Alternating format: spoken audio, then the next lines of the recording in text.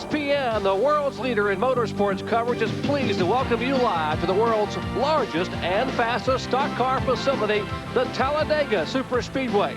Site of today's ARCA Bondo Mar-Hyde Supercar Series Food World 500. It is a beautiful spring day here in central Alabama, 72 degrees and not a cloud in the sky. Great crowd on hand as they get set to watch 43 of the best stock car drivers in the world. Hello, everyone. I'm Jerry Punch. You know, since this track opened way back in September 1969, speed has been the issue. And although the Midwestern stock car drivers of ARCA don't have the million-dollar sponsorships of their counterparts in NASCAR Winston Cup, the cars and the speeds are very similar. Why? Well, let's let John Kernan explain it. John? Jerry, there's one very simple reason. It's called the restrictor plate. Now, the ARCA rules are different than Winston Cup. They can't do anything to their intake manifolds. They have to run stock. So they get a bigger restrictor plate, 1 1/16 inch, versus I've got it laid over the Winston Cup restrictor plate, which is 7/8 of an inch. That bigger opening translates into more fuel-air mixture into the chambers, which translates into more horsepower. Now, another big reason, take a look at the car of our pole sitter, Bob Schacht. 196 miles an hour. This car is a true super speedway car. Now, a few years ago, most of the guys here in ARCA would run intermediate track cars. But today, because of the competition in this division, most of the field have very good equipment, Jerry. You're exactly right, John. And speaking of good equipment, one car owner has swept both of the events, the Super Speedway events in 1995, and his name is Kenny Schrader. In fact, if Jimmy Horton can win today, it will make Schrader only the third car owner in ARCA history to win 3 consecutive Super Speedway events, joining Jack Housby and George Smith. We are joined by Ned Jarrett. And Ned, you know, even though speed is the issue here and there are some fast cars, a fast car doesn't necessarily mean you're going to go to victory lane, particularly here at Talladega. No, not necessarily, Jerry. I didn't get to race on this racetrack. It came along after I retired from driving. But drivers tell me that if you have a sincere desire to drive, have a good race car, that you can go out here and qualify a car, do it okay, safely, and run a good speed. But the difference is when the green flag drops for the race, drafting comes into play here. Cars run faster in a draft than they'll run by themselves, so it makes it tough for those that don't have experience to know who they can draft with and how to draft and all those kind of things. You remember Benny Parsons saying a year or so ago here that they're going to drafting school? I think we got some guys in the field here today that are going to drafting school. And Ned, speaking of experience, do we have experience for you? We have 2 former ARCA champions. One ran the first lap at over 200 miles per hour at this racetrack, and the other still holds the all-time qualifying record here at over 205 miles per hour. But today, Benny, he's a rookie. Yeah, you see this yellow stripe? If that were on the back bumper of a race car, that would say, beware. This is a rookie. He may not know what he's doing. Well, we've got ourselves a rookie in the booth today. Bill Venturini, 2-time ARCA champion. Welcome, Bill. Thanks for having me, Benny.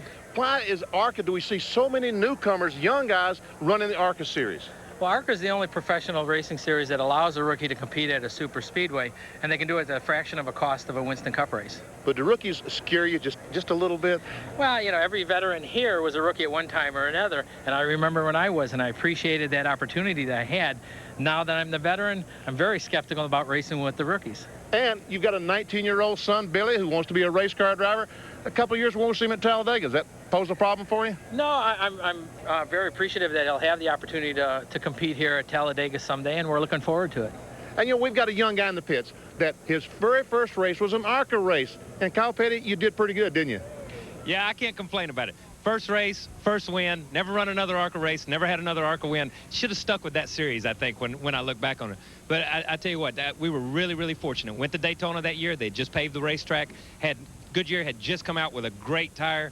I had Richard Petty as a teacher. That didn't hurt me too bad. And Dale Inman as a crew chief, so that didn't hurt me too bad either. And went down there with a Dodge and was very, very fortunate to win the race. But you guys have talked about drafting and drafting partners and inexperience. And I'm going to tell you something. I couldn't pay anybody at Daytona to run with me. Nobody wants to run with a rookie. But the only way to get experience as a rookie is to find a veteran and latch onto him. And it really, you here at this place, more so than Daytona, you can get drafting experience because the veterans can't keep you away, man. If you're there and your car's running fast and you can hang on, you're going to be there. And Venturini, you got a 19-year-old wanting to race at Talladega. I got a 15-year-old, and I don't like to see him run on an 8th-mile track in a go-kart. So I feel sorry for you, man. Jerry. And thank you, Kyle Petty. And I think the rookies are going to feel awfully lonely today here in drafting school at Talladega. There are 3 starting in the top 10. When we come back, we'll take a look at the starting lineup and tell you who's here and, more importantly, who's not. Back to Talladega in a moment. Stay with us.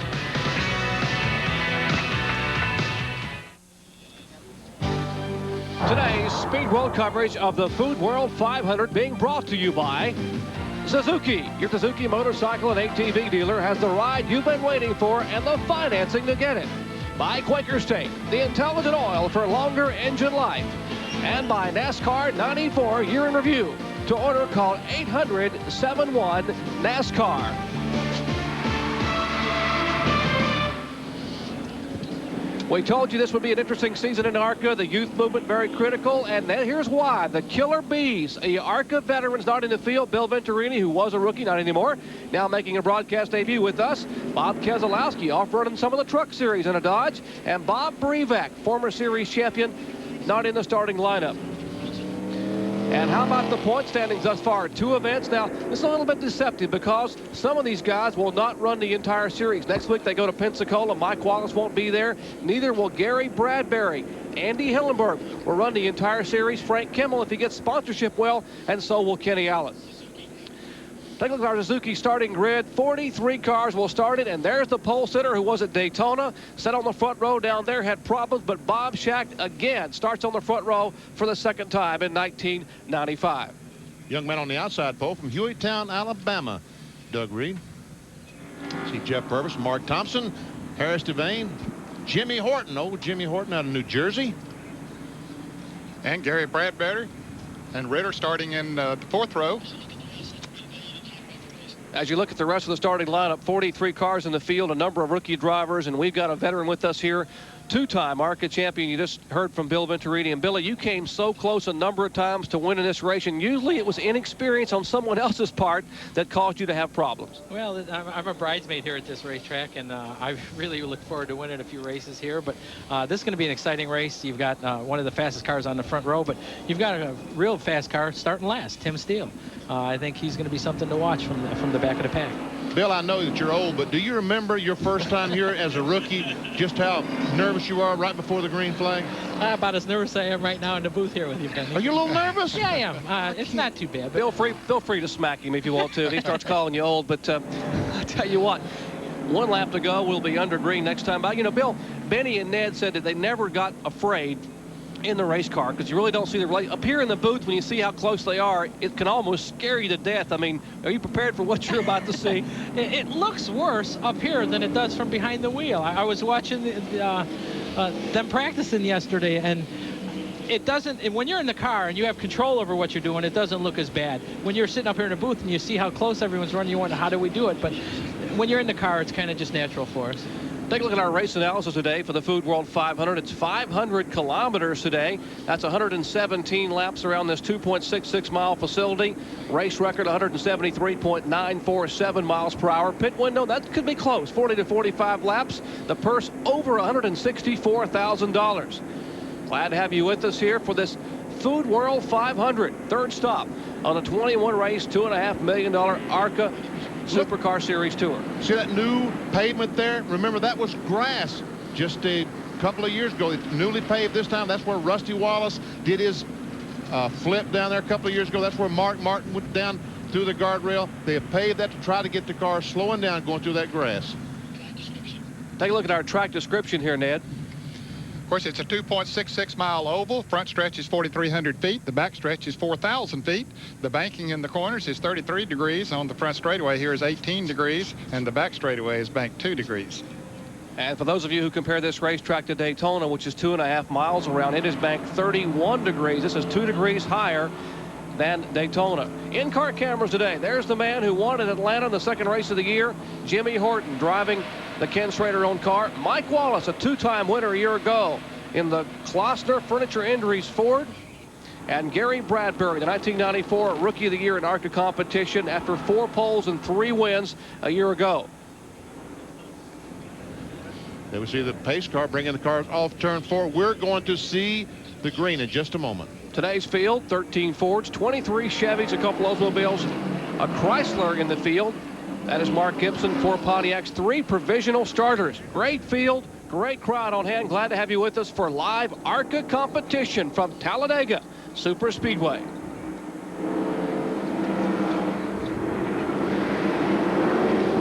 Flagman looks him over, and the green flag is out.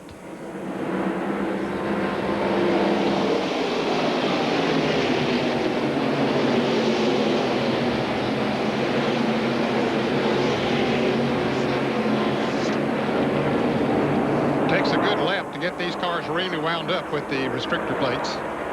And Reed, the young man on the outside pole, caught in the middle of the racetrack, and cars going by on the inside.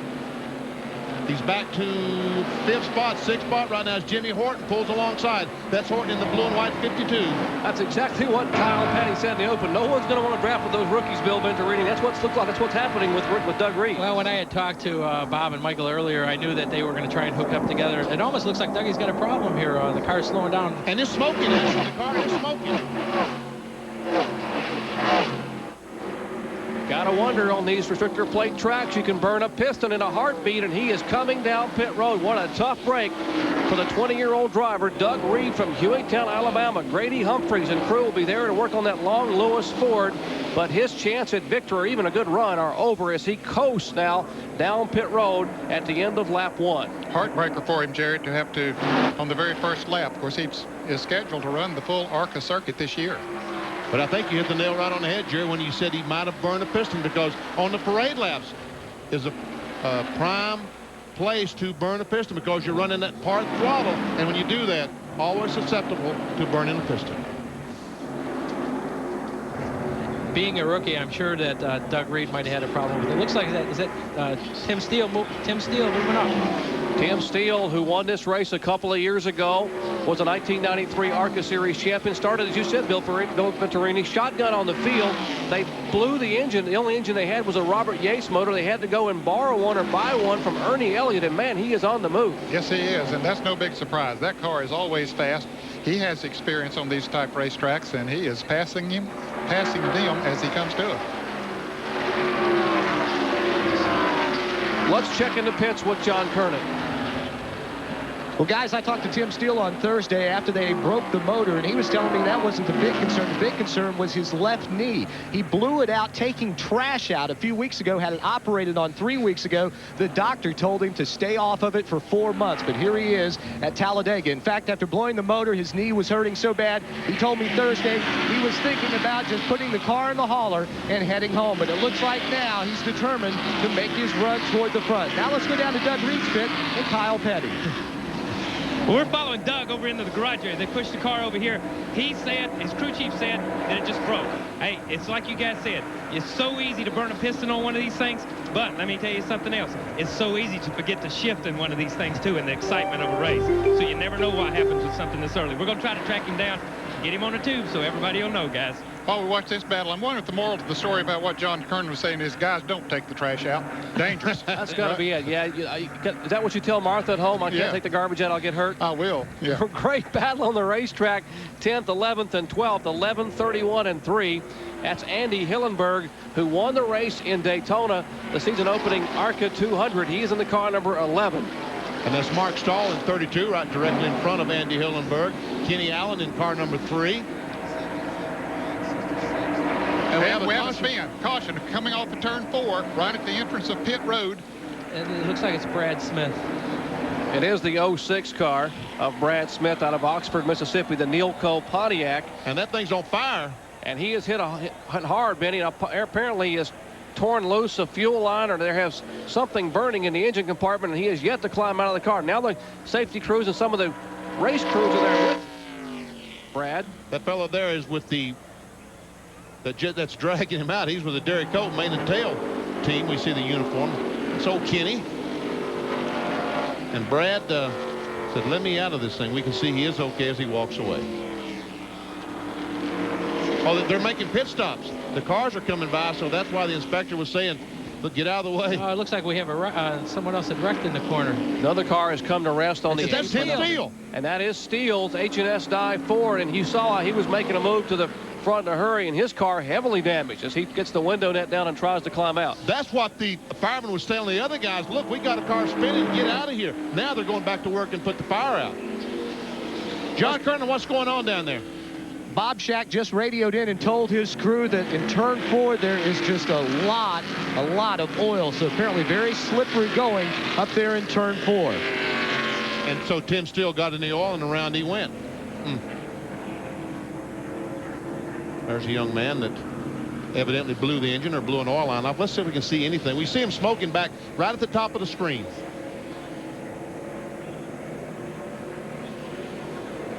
Now he loses control and and here's from the other cameras. He comes down off the racetrack and stops right at the entrance to pit road. I wonder why Kenny was out there. It looked like the car was off turn 4, but he's actually on pit road right now. Yes, he spun down onto the flatter surface on pit road, and you can see the fire started immediately. I think Jerry's right. He probably broke a gasoline line, the fuel line from the tank. And here they are trying to pull Brad Smith out of the car, trying to help him out of the car. He probably cannot see the fire with the hood buckled there. So they realize that he knows to stay in the car until the caution is out and the cars are slowed, but they're trying to get him out quickly because of the fire. Now the NASCAR official will come over and tell the fireman to get back across the racetrack, because here's what was happening behind him in turn 4.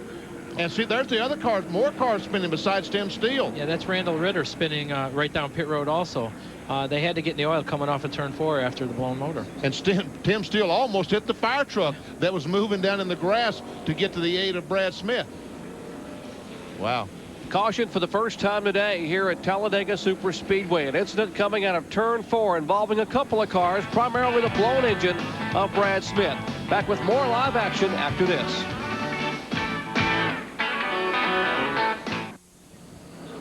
Back at Talladega Superspeedway, the ARCA Bondo Mar-Hyde Supercar Series Food World 500 under caution for the first time today due to an incident out of turn 4. Now, prior to this, we had a problem on the very first lap, the car that started on the outside front row. That driver, Doug Reed, is with Kyle Petty.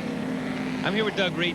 You started on the outside of the front row. That's where you wanted to be right now, leading this race. You didn't want to be where you're at right now. What happened? That's where we'd like to be. You know, the Long Lewis Ford, Bob Sykes Barbecue, JT Amusement, Ford Thunderbird run good all week.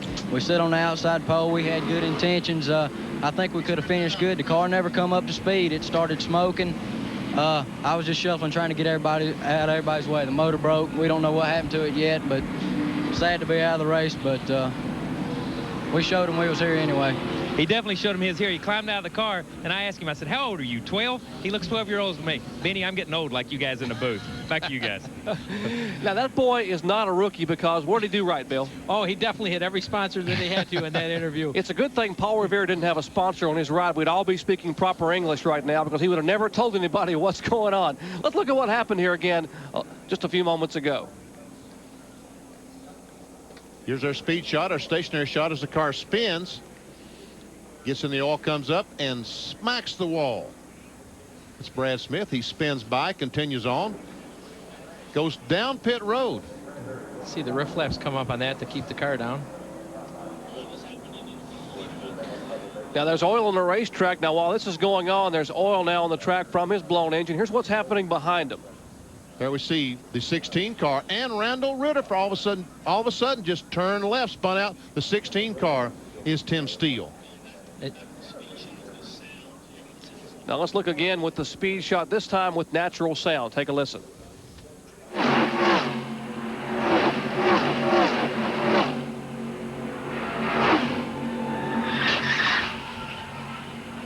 Don't sound good, does it, Bill? That hurts. And it looks like he hits so soft here, Ned, but even a soft lick at 190 miles an hour is hard. Does a lot of damage. Pit road is open, but Ned, I don't think many cars is going to take this opportunity to pit, do you? No, I wouldn't think so this early in the race. They really don't want to give up the track position. And since they will stay on the racetrack, we'll take a quick commercial break and come back and catch green flag racing action, ARCA style, from Talladega Superspeedway.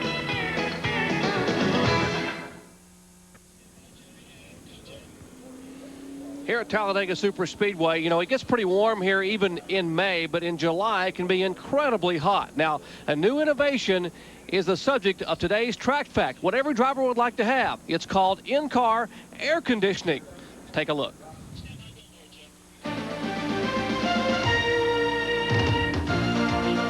Track Facts are brought to you by Quaker State, the intelligent oil for longer engine life. This particular system is going to pull air in one of the NACA ducts and not use a blower at this point if they're moving down the track, because there's enough pressure coming in the NACA duct and push air right on through the system. Inside the system, we split the air off, exhaust the hot air off the hot side of the system, which is stripping the heat out of the system, and exhaust it back out of the car. take a small amount of the process air and feed it up to the helmet. We have to be extremely careful about how many of these modules that we use in the system, you know, to not draw too much power out of the car. So there's a fine line there, you know, some trade-offs we have to do. This system right now weighs in the range of 16 to 18 pounds, and they can offset that with the weight that they put inside of the car anyway, so it's really not a problem in that respect. And boy, I tell you, you guys I know have driven in a lot of hot days, and that would be a welcome relief. No question about it. They've tried to do a lot of different things over the years to help the driver inside and yet not take away from the performance of the car. Ned, now they make about 10 times the money we made, and now they've got air conditioning. Yeah. They got power steering, air conditioning. I mean, what else would they want? I mean, it's like about a CD 1,000 player? times more than my money. What do you think, Bill? Well, I remember one race here in July. I had a cool suit at the time, and it quit working on the first lap. So I had a fan that we turned on, you know, mounted on the dash, turned the switch on for that, and the fan blade broke off. So I says, but my crew chief at the time was Norman Agree, and he says, well, Bill, just drink some water. It's, you know, be a long day. And I said, okay. Went to grab the water hose. They forgot to put water in the water jug. I ran the whole race in July without any air or cool suit. My. Believe me, here, Talladega is the hottest racetrack that seems like we ever race at. And I'm thankful that we have cool suits now. I tell you, that technology you saw was developed by Computech Manufacturing out of Kansas City, first using the military in tanks and helicopters. Let's check in with Kyle Petty. No, I just wanted to tell you guys sitting up there in the booth that I was pretty tired of hearing you whine since I got to get out here and get in one of these things. But since you guys used to drive like pure stock cars in the late 30s and 40s, didn't those cars have air conditioning and power steering on them then? What was air conditioning? What is air conditioning? Oh, don't give me that, man. Don't give me that. You had it in that 65 Ford station wagon you used to drive. It didn't have air conditioning. Okay. I don't think, but Okay. you're right. It has changed a lot. But I'll tell you one difference, Kyle, and Ben and all of you, in the cars back then, you didn't have nearly as much heat in them because the engines didn't turn as many RPM, so you didn't generate nearly as much heat as you do. Plus the fact that the cars were much higher off the ground. I mean, we had to run a frame height of like 7 inches, so you had more space for the heat to evaporate from. All right, pace car coming off, and green flag about to come out, and Bob Shacks has led every lap. Uh-oh, somebody's going to get slapped on the wrist for this deal. Possibly jumping the restart. Bob Logue will be watching in the tower, the president of ARCA. I think he backed off. Yeah, I thought he got back in place. He heard Benny, and he got back in line. He heard you, BP. Hank Wetzel and Doyle Ford on the flag stand. Lap number 11 of 117, which make up the 500-kilometer event. Bob Shack still leading here at Talladega. The car we was talking about was Joey Sontag out of Texas that jumped out. But I do believe he got back in line. There we see Gary Bradbury in 78 car. But on the outside goes Jimmy Horton. And Bradbury's roof camera watches Horton go by. There we see Peter Gibbons and Kenny Allen. Gibbons in the blue and white 92. Kenny Allen in 3. And there's Andy Hillenberg that we talked about just a moment ago in the 11 car. Allen picked up, excuse me, Jerry. Allen picked up a good draft up on the outside. Those cars battling back for 10th, 11th, and 12th position. As you see Allen's onset car, that's a cable satellite TV guy. I'm told that sponsors him. And that last car in that group is also a new rookie. Kevin Ray. Kevin Ray car, number 2 car. Lives about, what, 7 or 8 miles from the racetrack here? Yeah. He's the son of former Winston Cup driver John Ray and Donnie Allison preparing that car number 2. 17 years of age. Uh-oh. Here's Perry Tripp, car number 6, apparently having an engine problem, former sprint car and midget racer, down on the inside track apron. And he has been black flagged by the ARCA officials.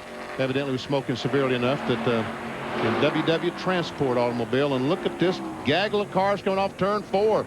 There we see Horton going down to the inside, trying to take over the 3rd, 4th spot. He's bringing Mike Wallace right along with him.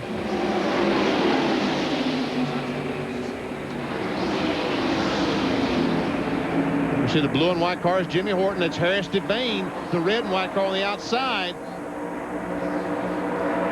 Looks like Harris is able to pull on that outside. Pull by Jimmy Horton. Harris Devane, a rookie here. He's a farmer from Cuthbert, Georgia. Qualified in 5th position, having a good run at Talladega.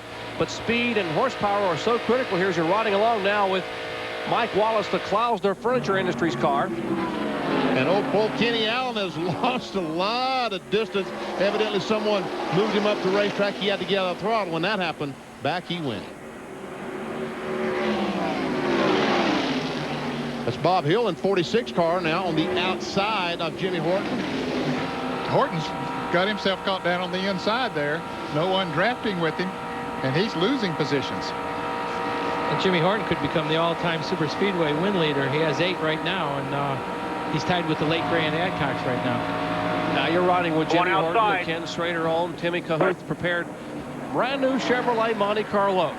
And there's Joey Sontag. I was talking about a moment ago, the 73 car. Is Mike Wallace pulls on the back of him and goes by Horton. And meanwhile, here comes Mark Stahl in the 32 car, that blue and white car on the outside. I believe Horton's going to have to get himself up in line, up on that outside line, or get some major help down there. But as everybody comes up behind him, they can go up and get in that outside line and just drive on by him then. Meanwhile, Bob Shack is still winning this race. Jeff Purvis is in second place. Mark Thompson is third as we're inside Jimmy Horton's car as he closes up on the inside of Mark Stahl. Now he has Hillenberg on the back bumper. Maybe these cars with Kevin Ray, maybe these 3 cars can get hooked up and go to the front.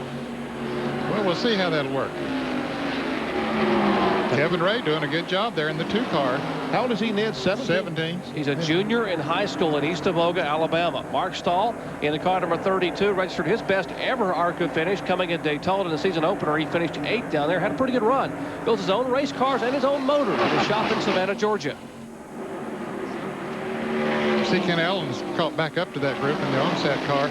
He can just sort of pick and choose which line he wants to go back there, and he's looking them over, deciding to go the outside line. I tell you what, Ned, these guys need to get in line and try to get back to the lead because they're getting farther and farther away from Bob Shack. Jimmy Horton still out on the inside of Mark Stahl, and there's Hillenberg and Kenny Allen, the 11 and 3 cars coming at you. And behind them is Kevin Ray, young man who is getting a lot of drafting experience right now. He's going to school, isn't he, Bill Venturini? Oh, drafting 101, no doubt about it. Seems like the outside lane is a little faster today. It showed it earlier this morning when they had the IROC race that the outside lane was a little faster, and it's showing it again today. And Jimmy Horton tried to drop down to the inside lane, and everyone seemed to leave him go, went by him on the outside. Yeah. Ken Allen's showing it right now. He's back in the outside group, and he's catching back up with the leaders. Now all these cars are in line. Let's see if they can catch back up to our leader, Bob Shack. That number 3 car, that on-sat car, has led 2 races here at Talladega. There we see the leader of this group is Mike Wallace. And there we see that Mike Wallace currently in 7th place, and there's our leader, Bob Shack. And Bob Shack has no victories here at Talladega, but he has 6 wins at the 2.5-mile Pocono International Raceway. He is the winningest active driver right now in ARCA with 17 career victories, which puts him 3rd overall. At 16 laps in the books, our leader is Bob Shack with Jeff Purvis in 2nd. Mark Thompson is 3rd. The rookie Harris Devane is 4th. And Bob Hill is 5th. Green flag racing action coming your way from Talladega Superspeedway. Back with more in just a moment.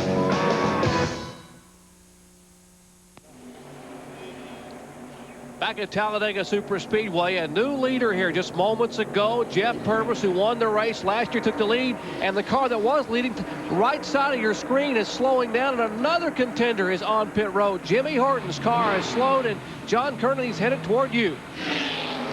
Well, it's Jimmy Horton who comes into that new Monte Carlo. Timmy Cahuth and the crew will go over, lift the hood. Apparently the car had just slowed way down. Now they'll go under and see a little bit of smoke. They're looking around the right side, looking at cylinders. It may not be running on all 8 cylinders. It may be running on 7 cylinders. They might be checking to see if a plug wire had come off. As I got down to the pits, Timmy Cahuth just looked at me and kind of shrugged his shoulders as if to say, I'm not really sure what the problem is. But there goes the lead pack. Horton sitting here on pit road, losing a lap.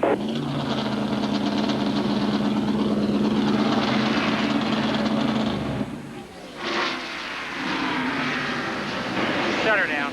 Sound like they shut the engine down on the car, and Timmy Cahuth is telling Horton the bad news. It's done. And so Horton, who was a contender to give Schrader 3 consecutive Speedway victories, is now on pit road, at least a lap down and apparently out of it today. Now here's what happened a moment ago in the front of the pack with the lead change in turn 4. Jeff Purvis just moves up on the outside. Bill Venturini talked about that high side being the faster groove. He took advantage of it, moved right on around. Don't know if he heard you, Bill, and decided to move up there or not, but he took the lead. But then, almost immediately, Bob Shack started dropping back. And it's like he has on 7 cylinders or something, because that red car right at the end of the line is Bob Shack. John Kernan, does he have a problem? Well, I talked to the crew just before coming down to Jimmy Horton's pit. They told me they didn't have any serious problem, but a few laps earlier, Shack had radioed in, said the RPMs he was losing RPMs. The motor was slowing down. He wasn't going as fast. And to top that all off, the car was very, very loose. I would guess that's why he backed off, because the car just got loose and he got out of there. And a problem for Andy Belmont, the car number 5. Remember this car from Daytona? He did a dipsy-doodle out of turn 2, flipped it 7 times and got out and made sure he mentioned his sponsor. Take a look at his hood here on the car number 5 as you watch the hood begin to flap a little. Let's check in with Michael Waltrip. Mike? Man, we know that can be a bad situation. We saw Hood totally lift off a car up at Michigan and how far it flew. Running a little bit faster here at Talladega, so it could probably fly even further. I think he's coming to the pit now. I'm standing right beside Kevin Ray's pit. Kevin's sponsor today is the Mississippi Motorplex. It's a motorsports entertainment complex with a quarter-mile drag strip, a half-mile asphalt racetrack, plus entertainment surrounding racing. So a lot going on in Mississippi. A lot of new tracks around the country. It's real exciting, and this is another.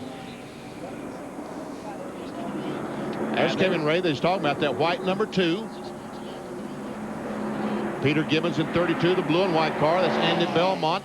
It says Lake on the front, I believe. Kenny Allen in the red and black number 3. Joey Sontag in the yellow and white number 73.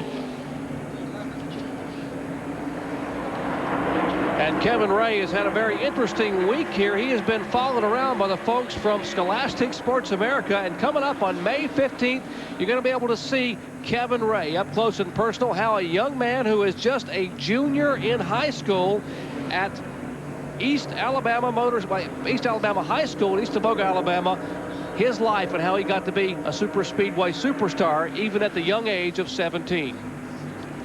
Well, Jared, in the 2 races run so far this year, he was 38th at Daytona, ran good there, but had a problem, but he finished 9th at Atlanta.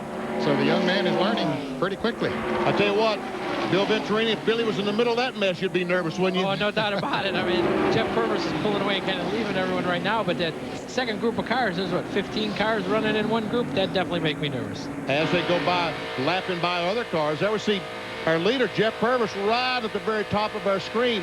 You can see how he's driven away from this group of cars. Now, Bob Shack, who started on the pole, has dropped back to 19th position. He is still out there running, but he is not battling anybody for position. When they come up to contest him, he just lets them go. You're riding with Mike Wallace and the Hans Klausner Furniture Industries Ford. This is a car that actually they borrowed from Junie Dunleavy. And I'm told that Klausner and all the folks from Germany are at the furniture markets in North Carolina watching the race today. And here's a car making a move.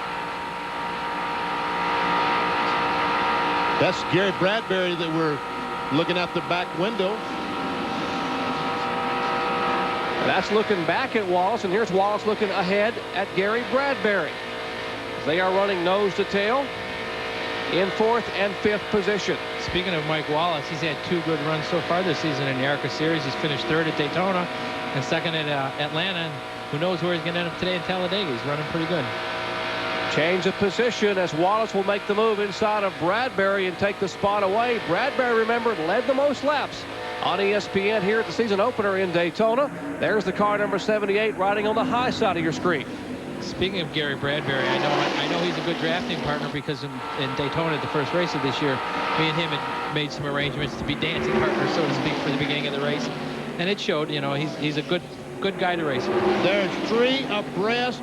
Andy Hillenberg wisely backed off and fell in behind the 32 car of Mark Stahl. There's Peter Gibbons on the outside, the number 92 blue and white car. Man, this is a heck of a race. That is 5th, 6th, 7th, 8th, 9th, and 10th. Did you see Ken Allen in the car number 3 being shown in 11th spot? He makes the move down on the inside. That's Bob Hill. He was trying to go by.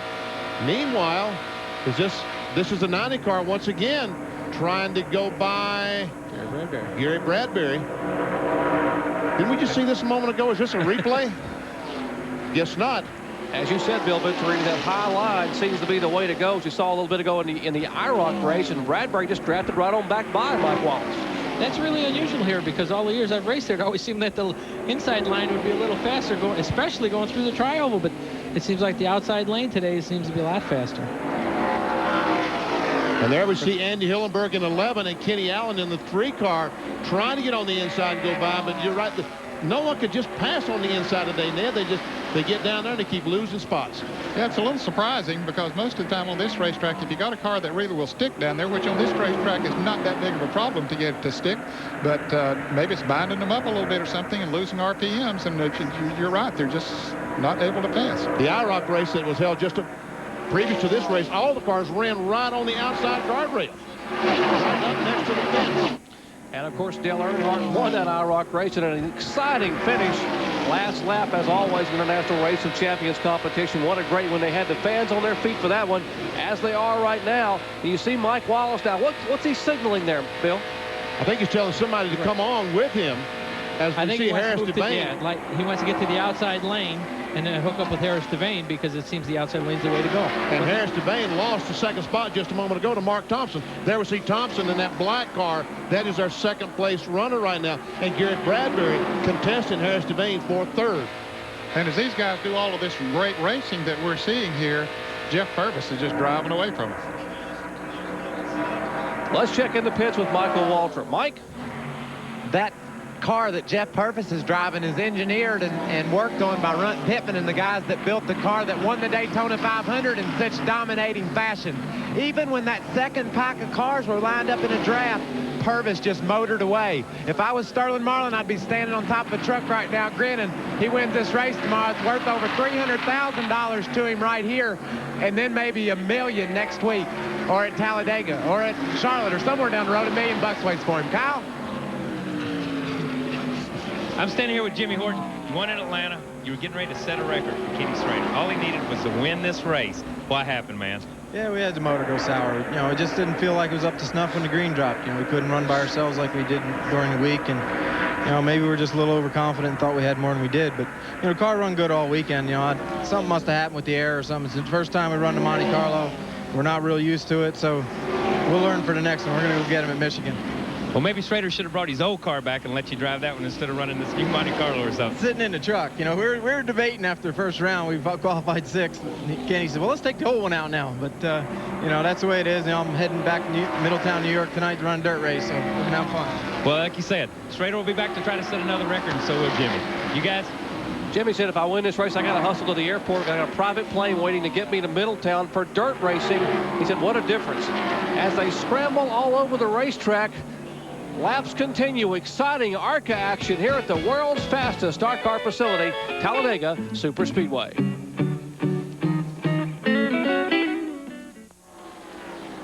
Back at Talladega, Alabama, this car, Mike McNeese, slowing moments ago, came down. Apparently, may have cut a tire. Looked like they had some smoke out the left side exhaust.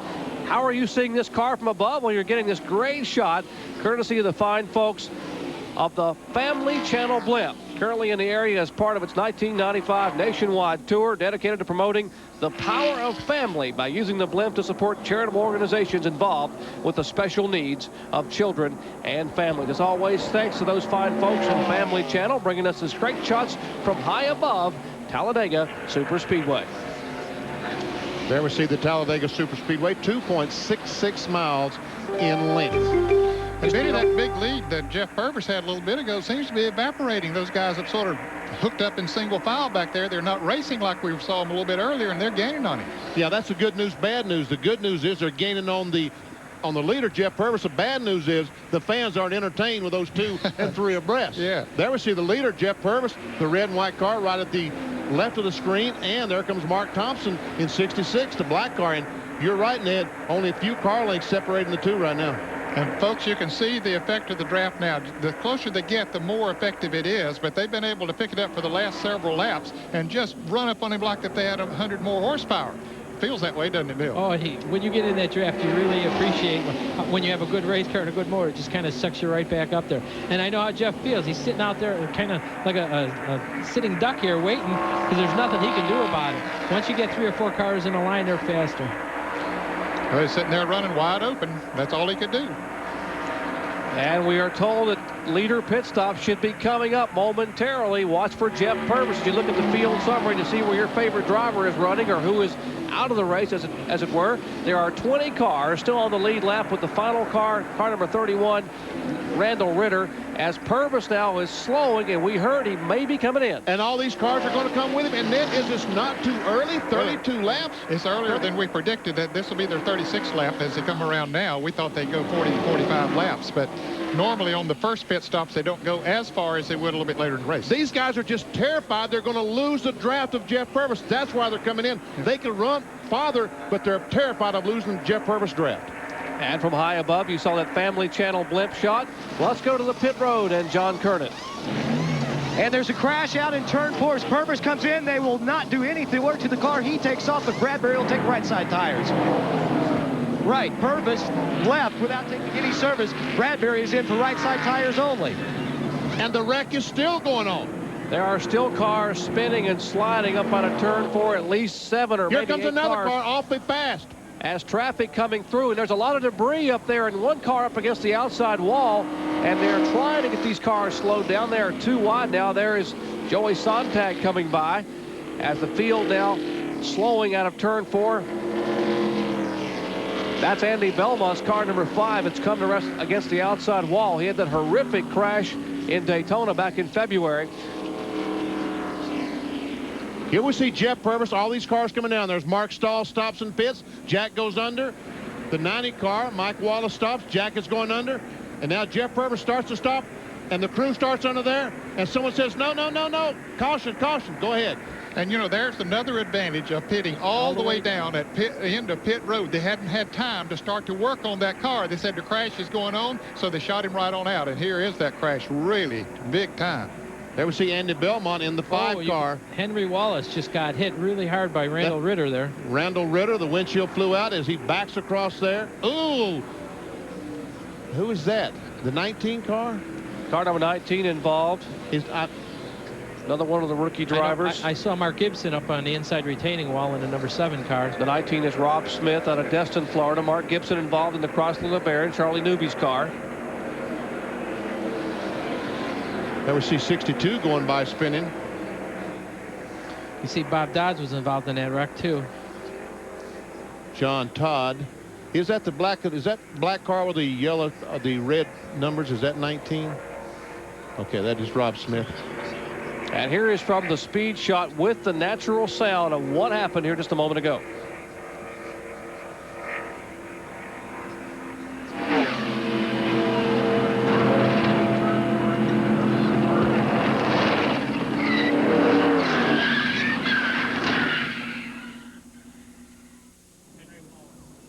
Here we see Rob Smith. He's crawled from his car.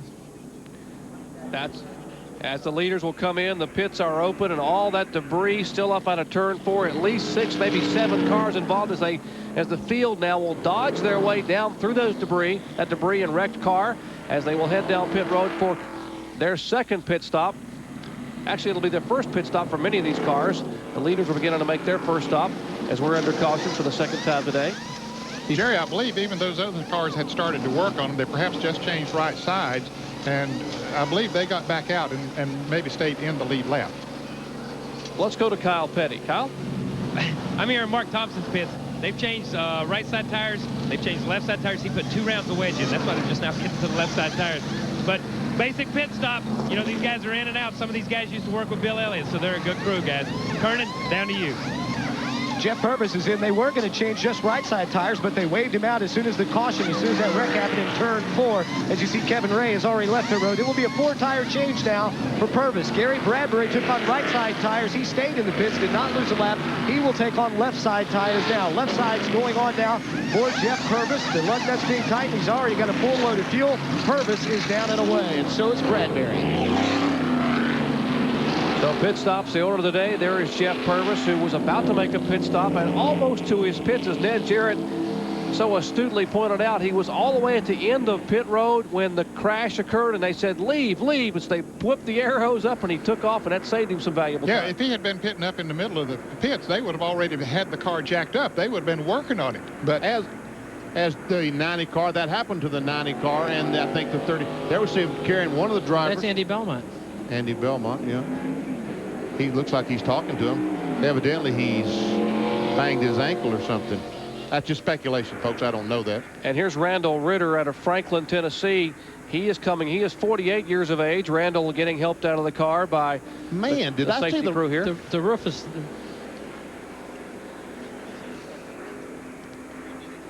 Randall bought that car from Darrell Waltrip in 1994. We've got another driver on the ground here.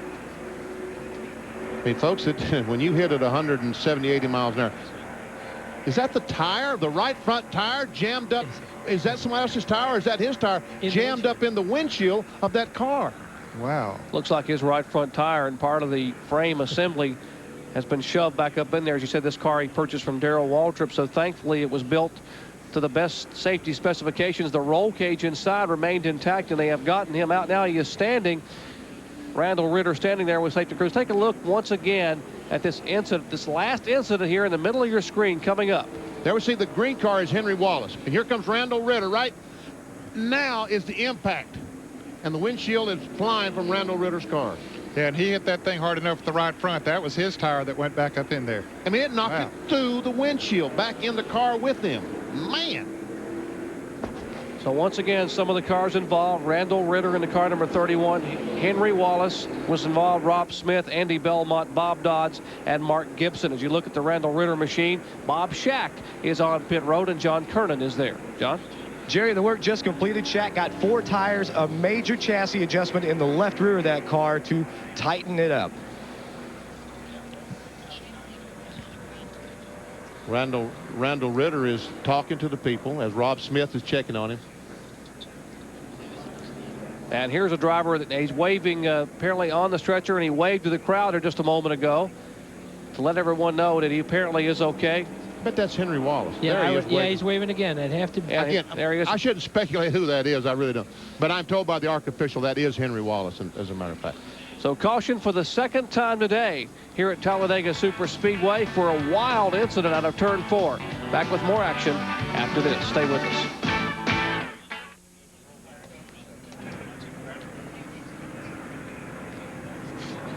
Back at Talladega Superspeedway, under caution for the second time today, as the field now filing by. 7 cars involved in a horrific crash out of turn 4. Safety crews on the scene immediately as action and cleanup continues there out of turn 4. Well, a lot of action coming your way tomorrow morning on ESPN. The Grand Prix of San Marino coming at 7:50 a.m. tomorrow. Formula One action. ESPN Speedway coverage beginning at 7:50 a.m. And then later on in the day at 1 o'clock Eastern time, the Winston Select 500. There's Dale Earnhardt, who won the race a year ago, currently leading the points by a scant 8 points over Sterling Marlin. That's coming up at 1 o'clock Eastern time tomorrow, right here live on ESPN. And there we see what's left of Randall Ritter's automobile. And you can see that it looks like Darrell Waltrip's car. As Ned said, a car that he purchased from Darrell. And look at that right front tire. Ned, I don't think I've ever seen a tire in that position. No, and look at the dash. The guys knocked the dash out of the car. And thank goodness he was standing when they took him out of the car. And, you know, for you folks, dash is Southern for instrument panel. I know you didn't know what I was talking about. Are they still trying to get someone out of a car? Yeah, it looks like they're working on a Henry Wallace car.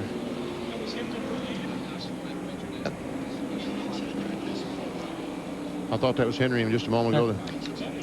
As we watch the safety work there, I mentioned that Kevin Ray went to high school in East Tioga, Alabama. Specifically, he goes to Walter Welborn High School in East Tioga. I said he went to high school in East Tioga, Alabama. So the young man, a junior in high school at 17 years of age. When I was a junior in high school, I didn't know how to get in a race car, so that's what it looked like. I know how to spell race car. Of course, I didn't know much when I was a junior in high school. And Kevin Ray right now is in 2nd place. Safety crews continuing to work up there, and you saw the car a moment ago of Randall Ritter. And Randall Ritter told me yesterday, as you watched him working now, this incident out of turn 4, and there is Rob Smith, who drove the car number 19, one of the rookie drivers walking around.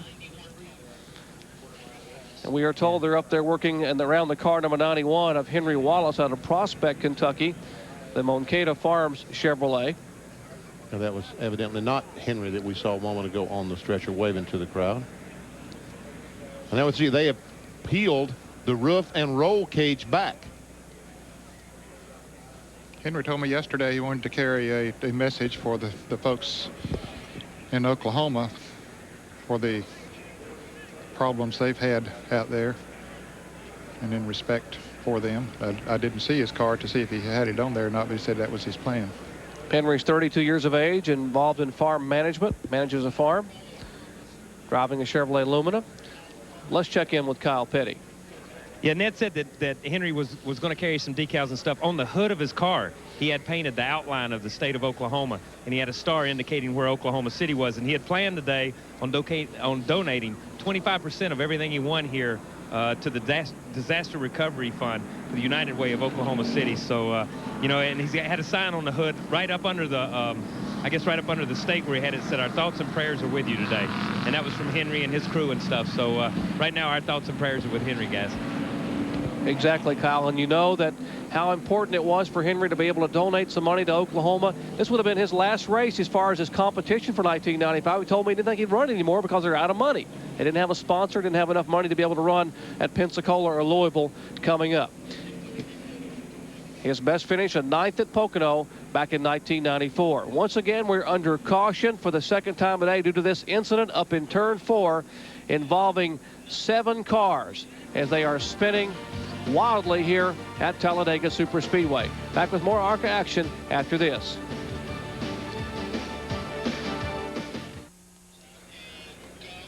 Back at Talladega Superspeedway, Talladega, Alabama. Still under caution for the second time today. 7 cars involved in an incident as they have pulled Henry Wallace out of the car.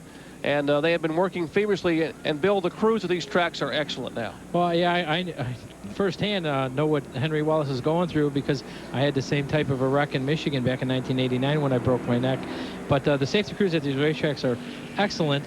And the safest way to get the driver out, even if they don't know what the injury is, to cut the roof open and take them straight out with a backboard so that if there is any type of injury, they can correct it. You see him now working over the car of 91. They do have Mike Wallace out on the stretcher there. And we will tell you again, the cars involved: Randall Ritter, Henry Wallace, John Todd, Rob Smith, Andy Belmont, Bob Dodds, and the driver now that's standing by with Michael Waltrip. Mike? I'm with Mark Gibson. Mark said he saw a lot of the guys in the hospital. And how were they, Mark?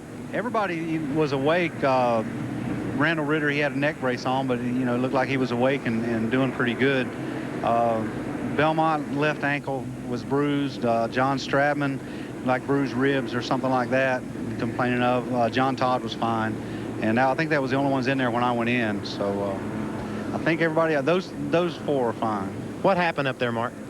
I don't know. I looked across and saw smoke and got out of the gas and thought we had a path to the outside. And then 2 or 3 cars just stood on their brakes and turned sideways in front of us and got in the back of John Todd. And I think he hit somebody else. But it happened way ahead of me. Andy Belmont said somebody came down the track and hit him and spun him back up the track. So there's Andy right there if you want to catch him. He might have seen a little more. I'm with Andy Belmont. Andy, did you see exactly what happened? Did I see it? Well, all I could see was my mirror. We lost oil pressure coming off second turn. I shut the motor off. I mean, I'm going down the backstretch just coasting. No motor off, waving. I was all the way down on the bottom of the racetrack and making my entrance to pit road, going to put her on a trailer and got clobbered. So I wish I could tell you what happened. I mean, it's just one of those deals where here we are getting our ESPN moment again. You know, airtime. I think, you know, I need to go up there and just get lapped by Michael Waltrip. I'd be happy over there. So we're all right. You know, it's just another one of those deals where, you know, Allen Engineering, Southland, we got to go home, put her back together again, but we'll be all right. All these guys, you know, enjoy the racing, and they understand that this is just a part of it. It's a bad part, but it's a part of it. He limps away, Andy Belmont does. It's amazing. Look at that car, and there's just no damage at all to the right side. All the damage to the left side of the automobile. And as Bill Vittorini mentioned a moment ago, you see the reason you see the top of that car peeled away, that's because the safety crews did that for the reason of getting the car, extricating the driver directly out of the car from above. That way you don't have to bend him over at all and try to get him out of the window. And that's why they've cut that roof and peeled it back away. Still under caution for the second time today at Talladega Superspeedway.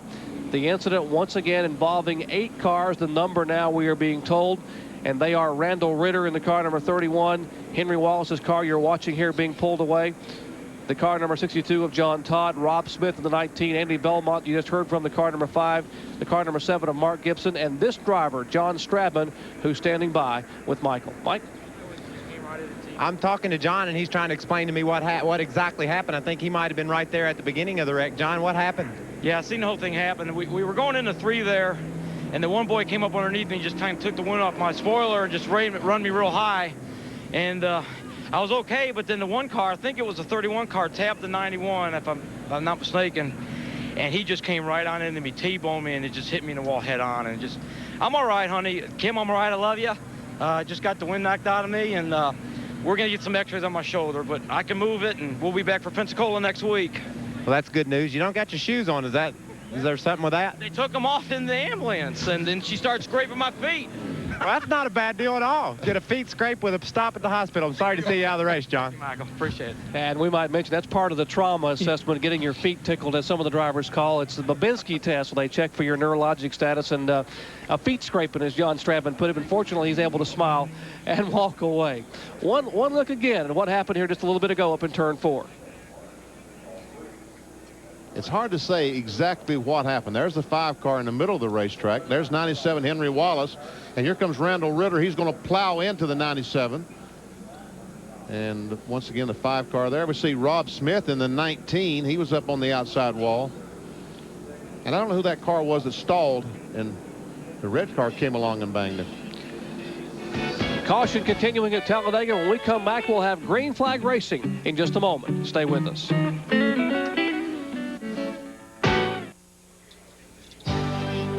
Today's Speed World coverage of the Food World 500 being brought to you by the more than 1,000 AutoZone stores across America. AutoZone, the best parts in auto parts. And by Firestone, America's tire since 1900. As we're getting ready to restart this race, some of the guys stopped earlier and made 2 tire stops. Mark Stahl, Mike Wallace, I think maybe Gary Bradbury. Now they came back in, a couple of them did. I don't think Mark Stahl came back in at all, but Mike Wallace came back in, changed left sides, and so did Bradbury. But they've been running through that debris with those right sides, so a flat tire, they got to be very concerned about that right now. Okay, we're ready to go green flag racing. Crowd on their feet here on a beautiful day in Central Alabama. Lap 47 of 117, which make up this 500-kilometer, 312-mile event. There we see Stahl and Kevin Ray. The 17-year-old young man is running second. The white number 2. And there we see Bob Hill go by. Mike Wallace. If you wonder about Jeff Purvis, he was one of those cars that came in, went right back out, but came back in, then changed 4 tires. So he's back on the restart in 9th place. And Mark Thompson goes by Kevin Ray, or tries to go by Kevin Ray to take over the 2nd spot.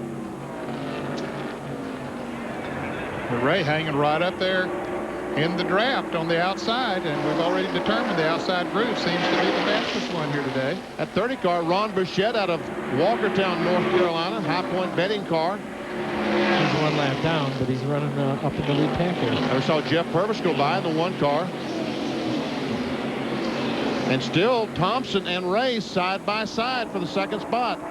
Mark Stahl being shown as a leader in the car number 32 as they battle door to door behind him, about a car length back. And the veteran Mark Thompson, the Phoenix Air Ford, now getting a little drafting help down on the inside. 3 abreast. It worked for just a moment as Mike Wallace dove to the inside of Bob Hill. And now they're going to try. No, please don't. There you go.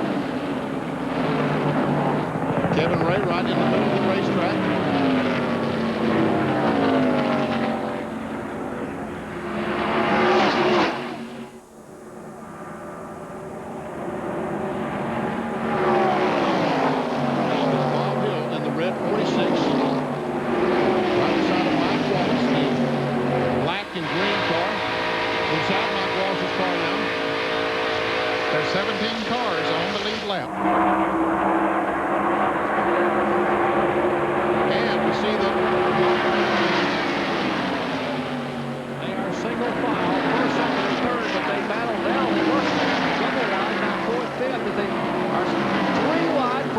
Spot as here comes Jeff Purvis He moved to the inside of Andy Hillenberg.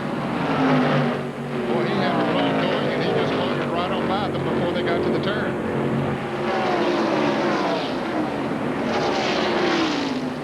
Mark Thompson, the black car, is your leader. Mark Stahl in second, Kevin Ray third, Bob Hill is fourth, Mike Wallace fifth. Look at Kevin Ray, started in 15th spot, currently being shown in third position. I'm impressed. I really am impressed. He's driving well, and he's driving with maturity, with sense, I should say, or maturity, whichever you want to call that. Mike Wallace once again is trying to get by Bob Hill. And Jeff Purvis comes along with him in the car number 1. That might help Mike Wallace to make that pass. But Bob Hill comes back on the outside. Yep, and that outside groove has been so good here today. Bob Hill has 3 pretty good finishes here at Talladega. He's finished 4th, 5th, and 6th. In fact, last year he finished 5th. If I'm not mistaken, that Bob Hill car has a Richard Childress motor in it, too. Sponsored by Friska's, the cat food. And there we see Purvis has been able to get by. Also, Mike Wallace. Hill is now back in 6th spot. Michael Waltrip is standing by with Rob Smith, who was involved in the incident just a few laps ago in turn 4. Mike? Rob was just telling me that was one of my old cars he just wrecked, so that's unfortunate. The fortunate part is the Destin Ford driver is just fine. Could you tell what happened at all? I really couldn't tell what happened. The crew had the car working great today, and we were drafting with the 91 car, and we were really coming up through there good, I thought. And then just all of a sudden, everything just stopped in front of me. Well, I'm glad to see you're okay. Did you see the other guys, Randall Ritter and Henry Wallace, in the infield care center? Yeah, I talked to Randall, and Randall's just fine. And Henry, I didn't really get to talk to Henry, but he was conscious. Well, that's good news from the care center. That was Rob Smith, 28-year-old driver. And Kevin Ray hung on the inside as Mike Wallace goes by on the outside, takes 3rd, and he's trying to go by Mark Stahl. Does Mark know he's there? Evidently he did. So Mike Wallace coming into 2nd place. And here's Bobby Boucher, the reigning ARCA Series champion, 2-time Series champion. Bobby Boucher back in the Ford, just out of the right side of your screen as they chase the leader. That's the black car. Left side, Mark Thompson. Well, we haven't seen or heard much of Bowser today, but all of a sudden he's right there. Well, he was started 8th on this restart, so on the caution flag and the pit stop, he had moved up to 8th place. Yeah, but that's typical Bowser strategy. You never know he's there until you get into the heat of the race, and all of a sudden he's up there racing for the lead with you. And that's why he had a 5th in 89, a 2nd in 92, and a 2nd in 94. He slips up on you, don't he, Bill? Gaggle of cars here. The car number 46 being shown in 6th place. That is 6th as they are 2 wide for 7th. That's Gary Bradbury, the 1994 ARCA Rookie of the Year, car number 78, left side of your screen, the red machine you were riding with there, his roof cam. We are told Gary will not run the entire ARCA Series. They're planning on running 5 Winston Cup races out of his shop in Chelsea, Alabama, possibly starting next month at Charlotte. The Big B Drugs car, Gary Bradbury. And here's a car, Benny, that is on the move, and it looks like he's doing it all by himself. Bob Schachter, pole sitter, started on this restart like 16 or something like that, and he's up to 13th or 12th right now. So. He was the last car in the lead lap when they went green on this restart. If he gets up with traffic, we'll see how much he likes being around the other cars. Earlier in the race, when he was around the other cars, he had to back out. We'll see if they fix the car where he can run in traffic right now. John Kernan? Benny, they did make that chassis adjustment to try and tighten the car up, but what I'm being told is Schachter's told us over the radio that the car running about 300 RPMs less than what it should be running. They are hoping that the motor will just hang on and finish the race, is the word that I'm getting down here. So it's more of an engine problem, I guess, than a chassis problem. We're hearing from the Bob Schachter people. Well, it's hanging on pretty strong right now because he is reeling in that lead draft in a hurry. Those RPMs will start picking up here pretty quickly as he gets closer to them and the draft they've got. And here's a battle for 2nd place as Jeff Purvis motor's right on by. That seems to be one of the few moves that we've seen that someone to be able to pass somebody underneath here. Now there's Bob Hill, 3 abreast. And there's Bradbury going by, and the 32 car stall goes up the hill, and Mike Wallace, fortunately, backed off. Because they're 3 abreast, and a slow car, they're coming up on a slow car.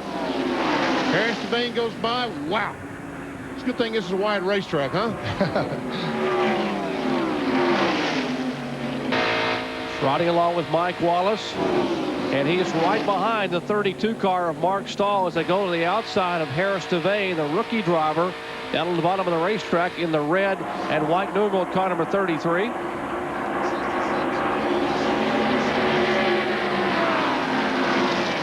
Here we see the Klausner Ford of Mike Wallace. That's Peter Gibbons in 92 right behind him.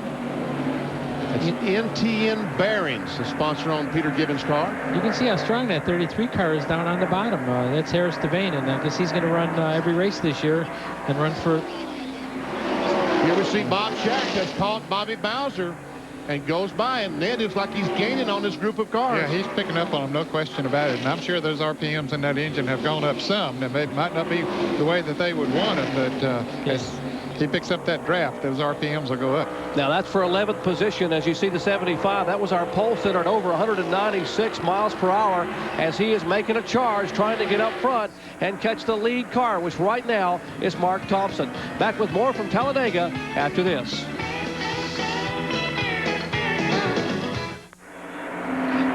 Back at Talladega Superspeedway, a little bit of a change up front as Jeff Purvis, the defending champion of the Food World 500, has zipped beneath Mark Thompson, who was leading when we went to break a moment ago, and taken the lead. So it is Purvis being shown as the leader. Bob Hill in second spot, and you were riding a moment ago with the roof cam of Gary Bradbury. That's the red car. Number 78 in third spot. Mark Thompson has moved back to the fourth spot. And here we can see some cars coming 3 abreast as they've taken the signal from the flagman halfway. That's Harris Devane, and he almost lost control. No, I'm sorry, that was Bob Shack that got the car out of shape a little bit in the trial. And they banged together a little bit there. Harris Devane and Andy Hillenberg. Devane at 33, Andy Hillenberg in 11. They did make contact as they're trying to catch Bobby Bowser. Yeah, Bobby Bowser down on the inside. There were 3 abreast there for a moment. Bowser got on by, but that got those 2 cars together a little bit. Bob Shack just backed out of that. So I don't have a piece of that yet.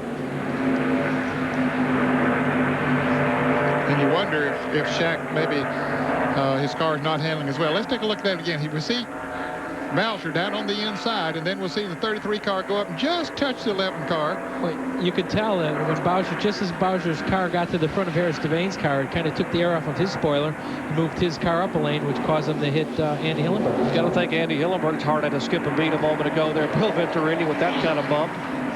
And a few laps ago, here's what happened with the lead change. The car number 1, Jeff Purvis, trying to make a move on Mark Thompson. He comes by, he gets the draft down the back straightaway. He goes by Mark Thompson. And unfortunately for Thompson, here comes Bob Hill in 46 and Gary Bradbury in 78. There we see the lead trio. And there's Thompson. Bob Hill, the car number 46, which is currently being shown in second spot, has the best of both worlds. That's a Rick Hendrick car. They bought it was a backup car for Jeff Gordon a couple of years ago. And he's got a Richard Childress engine in the car. So you talk about having 2 strong horses on your side when it comes to Chevys. That's why he's running awfully well. Plus the fact the young man has a lot of experience. Wait till he gets to the short track races starting next week, because both of the short track cars he's bought from me. Oh, so he's going to be awfully strong. Yeah, he's going to be real strong. That's Bill Venturini, former 2-time market champion, joining us in the booth today as you look at the field summary, seeing where your favorite driver is running or possibly has had the call in a day here at Talladega. This is inside Mike Wallace's car, the Klausner Furniture out of Asheboro, North Carolina. There we see Mike at the tail end of the 6-car lead draft. He's right behind Mark Stahl. Mark in the 32 car. And Mike is saying, go. He's pointing to Mark Stahl to go to the outside. He wants to go around the outside. Huh. Yeah, he definitely wants some help going around the outside. You can tell that. Mike said that Hans Klausner and all the folks from Germany, that's a German company that has an American headquarters in Asheboro, North Carolina, they would be at the furniture market watching today as he's again pointing Bill Venturini, trying to get Mark Stahl to make a move to the outside of Mark Thompson. Let's check in with Michael Waltrip. Mike? I'm standing in Mark Stahl's pit, and I was just talking to his crew chief, Buddy Hobbs, and he's reporting that the 66 car is spraying a little fluid out onto the windshield of Mark Stahl's car. This is a very strong run for Mark Stahl. He makes a little bit of a bid to the outside of Thompson, possibly trying to get out of that fluid. You mentioned his best ARCA finish was an 8th earlier this year, and he's running some very fast lap times at this point in the event. Well, he got the message from Mike Wallace and just moved right up there and moved around to Mark Thompson, and now here comes Wallace on the outside as well. Now those two Fords need to get hooked up, run nose to tail, and see if they can run that lead trio down. There we see Purvis, Bob Hill, and Gary Bradbury. There's 4th and 5th, Stahl and Mike Wallace.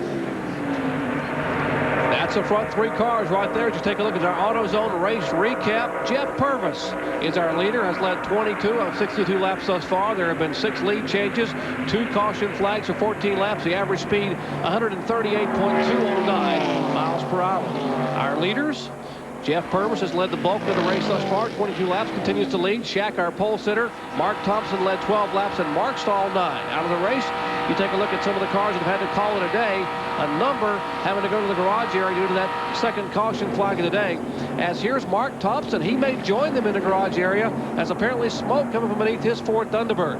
Looks like he lost an engine going down the front stretch. And you think he'll be able to coast all the way around this racetrack, Ned? I don't know if he'll get back or not if he has no power. And there we see Kyle Petty. What's going on down there? Well, like Michael was interviewing them down there and said that they were spraying water, so I come over to the 66 pit and asked them, and they said, yeah, it could be spraying a little bit, but they thought it would be all right. Next time by, it's coming out the pipes. They said they lost the cylinder, but you know how it is. When it starts coming out of the pipes, it's a lot more than a cylinder, guys. That was Mike Brandt, the crew chief, who used to be with Bill Elliott back in '85 when Elliott won the Winston Million. And there's the pipes that you heard him talking about, Michael Waltrip talking about on the left side of that Carson Ernie Elliott engine in the Phoenix Air Ford Thunderbird. Mark finished 3rd here in the 1994 Food World 500K. Meanwhile, back to the lead. That's Jeff Purvis, Bob Hill, 46, and Gary Bradbury in the red 78. That is 1, 2, and 3. As you can see up in the corner, 52 laps remaining in this race. As we go by Ron Bichette one more time.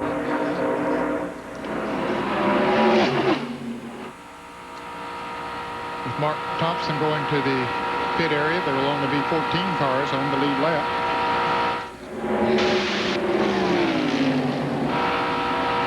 Listen to backs off.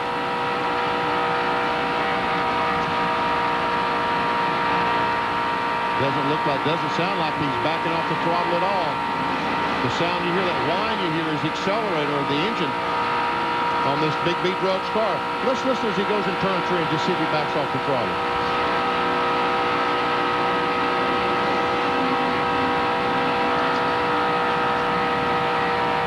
Debris on the racetrack, we are told, as the yellow flag will wave for the 3rd time today. There is Hank Wetzel waving the yellow flag atop the ARCA flag stand here at Talladega Superspeedway. And the caution, there's Purvis, our leader, coming by. And he will take the caution flag as he goes by Ken Allen to bring out the 3rd caution flag today, lap 68. Now, we are told that pit stops were still about 10 laps away. So this will give the opportunity for these cars that weren't in the pit to be able to come in and make that pit stop under the yellow flag. My question is, how many can make it the rest of the way? Yeah, that's going to be... Are some of them going to stay out there and run this caution right to the end and then make a pit stop and try to make it the rest of the way? I think Jeff Purvis told us he can't make it 50 laps because he stopped on 35. Your pace car is pulling out, so they're going to have to make a decision the next time they get to pit road. I think it'd be awfully tough for these guys to make it 50 laps. You see Elmo Langley signaling to Jeff Purvis. He's going to pull up in front of him. He didn't want Purvis to be on the outside and possibly bump a race car. But 50 laps is going to be awfully tough because the plate on these cars is bigger than the Winston Cup plate. But Harry Gant ran, what was it, Ned, in 1991? Or 57, 58 laps that he ran and won the race here? It was a long way. Yeah. It was well up into the 50s, yes. Yeah, but you're right, Jerry. A point well taken. The plates are bigger. They're going to use more have more horsepower, so therefore they're going to use a little bit more fuel. So I don't know if somebody can make it or not. Ernie Elliott told me a strong plate motor on Winston Cup car for this weekend would be around 455 horsepower with a 7/8-inch plate. He said with this engine here, a strong horse would be about 515 horsepower. That's the motor he put in Mark Thompson's car, and he said that's going to burn a lot of fuel, so don't expect any lengthy runs on fuel. So I would doubt that any of these guys up front would be able to make it 50, probably not even make it 45. I've been racing here with the bigger plates that they're running right now, and I think the most we've ever run is 41 or 42 laps. With a bigger plate than they have now? No, with the plate that they're using now compared to the Winston Cup tires. And Bob Hill is headed down pit road toward you, Michael Waltrip. Bob brings the car calmly to a stop. The crew jumps out. They're going to change all 4 tires on this Lumina. The car's been working perfectly all day long, Bob reports. First can of gas in, the second can going in. Right behind me, Kevin Ray's taking on left side tires. John Kernan? A bit of strategy for Jeff Purvis. Their tire's okay. They're going to bump up the spoiler and just add fuel. Gary Bradbury, meanwhile, pitted 1 pit down, is taking on right side tires. Purvis is now full of fuel. Mike Wallace, who's out. 2 tires for Wallace. Bradbury, a problem with the right front tire, problem with the air race. Probably got a lug nut stuck, and so that's going to cost Bradbury several positions here on pit road. And one note on Purvis, James Finch told me they were about 4 to 4.5 laps shy of being able to go the rest of the way. Let's go down to Michael. The tire changer on the left rear had a problem with a lug nut. It would not come loose. He continued to hammer it with the lug wrench. It finally came off. He was able to get the tire on, but a costly long pit stop for the second place car, Bob Hill. Guys, I don't understand. Maybe you can explain as Ricky Ricardo would say, explain it to me, Benny, and Bill Venturini and Ned. Why wouldn't they change tires on the Purvis car? I have no idea. I mean, in the position that he was in, I would have at least changed 2 tires because everyone else was going to. Yeah, I'm sure the car felt comfortable. He liked that set of tires that he had on there. Probably was reason Talladega, you don't get as much tire wear here as you do at most other racetracks, as a matter of fact. But normally, new tires will run a little bit faster, so I don't know. Well, here's a replay of the pit stops here a moment ago. Watch Purvis down the bottom of your screen. He is the red and white car. And we see Bradbury going around changing the right side. They're cleaning off the grill, cleaning the windshield, and only putting fuel. They are looking at the right front tire. John Kernan, what's going on down there? Why'd they do that? Well, I'm with James Finch, Purvis's car owner. And James, they're wondering up in the booth, if you guys lost your minds, why didn't you change tires? Well, we just bumped a little spoiler in it and decided to come. We're probably going to have to come back in one more time. It's according to how long the caution goes. And if we do, then we'll put tires on and gas. So the tires, no problem here, huh? You were going to originally change right sides, right? Right, but the tires, you know, are looking real great, you know, so I think we can go all the way on the tires if we have to. Well, there's their strategy, guys. Well, that's why they didn't change tires. They're going to have to come back in and they'll put some tires in. Hope you're enjoying the race. A big crowd on hand. Sure they are too. Back in a moment. Back at Talladega Superspeedway, 3rd caution flag being concluded today. They will be going green next time by. We'll be back and catch the green flag for live ARCA action right after this. Stay with us.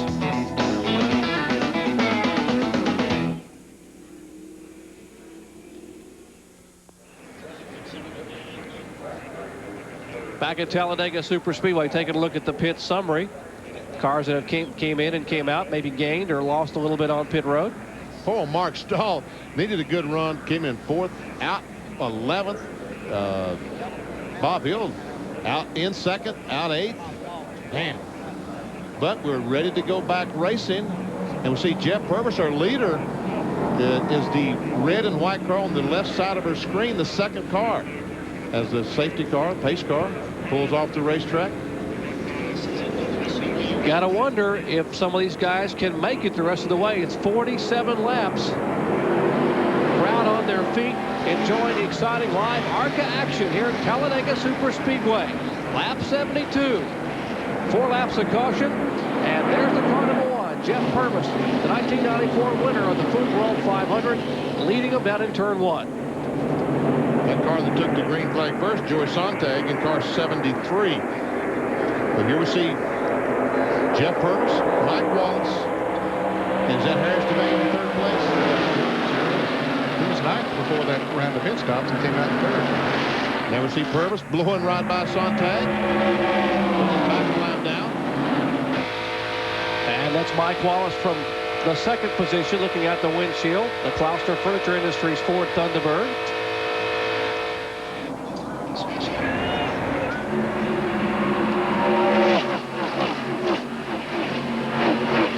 You know, I had Sontag a lap down. He might have been in the outside.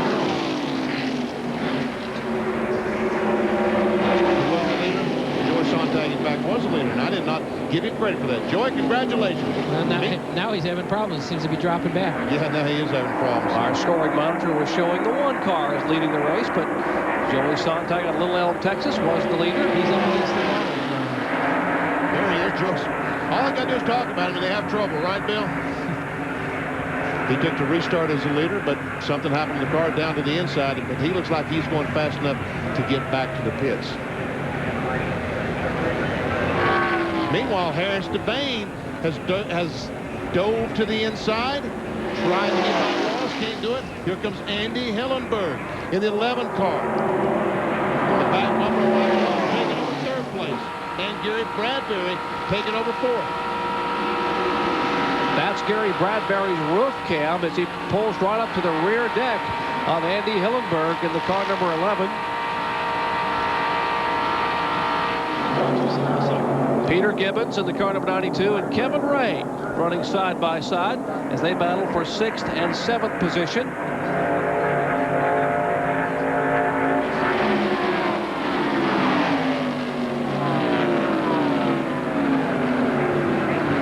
Bob Hill, after that disastrous pit stop, is trying to get back to the front. But right now then Mark Stahl is trying to get some drafting on those two cars and go back to the front.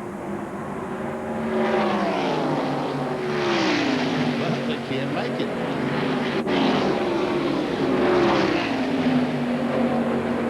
Just seems to be hard to do down on the inside.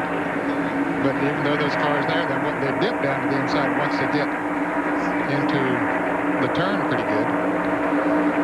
That is 7th, 8th, and 9th. Car number 2 is 7th spot, Kevin Ray. As you look up front, that is Purvis, our leader. Mike Wallace looks to the inside in turn 3. He wants to lead, and he's got it.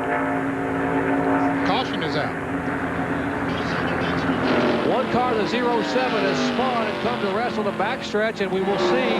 Yes, the caution is waving for the 4th time today. And here comes Mike Wallace, and he looks like he will lead that lead draft down to the caution flag. Well, for those that were in doubt as far as their fuel is concerned, now they have an opportunity to come in under caution and get some fuel. Frankie Spradlin in the car number 07, coming to rest there just out of turn 2, bringing out the caution flag. There's one other strategy, Ned, about pitting. He said they'll come in and get fuel now, or because of this yellow, they won't have to come in and get gas. Well, that will certainly use less gas, that's true, but I'll bet we'll see the one car, especially now that he's been passed, that he'll come in and get 4 tires. That's just a prediction. Boy, now James Fence looks like a genius right now. He made that call. Here again is a spin down the backstretch out of turn 2, the 07, looping the car around. Did a pretty good job, Bill, of keeping the car from going back up in front of traffic. Yeah, and you can see right there that the roof flaps did their job like they're supposed to. They came up to keep the car back down on the ground. This is Spradlin's very first ARCA start today.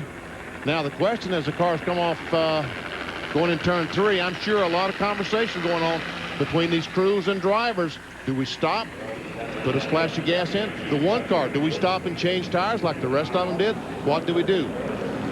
I'm going to guess that he will, since he was passed, but we'll see. I agree with you, Ned. I can see the pit boards out. There's Mike Wallace's crew, Barry Owen and the company. We're going to have some bluffing moves here. Mike Wallace staying out. Nope. Here comes Wallace. Here comes Hillenberg. And Purvis stayed out there. Wow. Now that's the surprise. Ned, how's it feel to be such a genius? So I've had him dummy. And Mike Wallace brings his Ford. Look at Mike down pit road. Kevin Ray looks like they've got to push that car. Just a splash of fuel in that 90, and away he goes.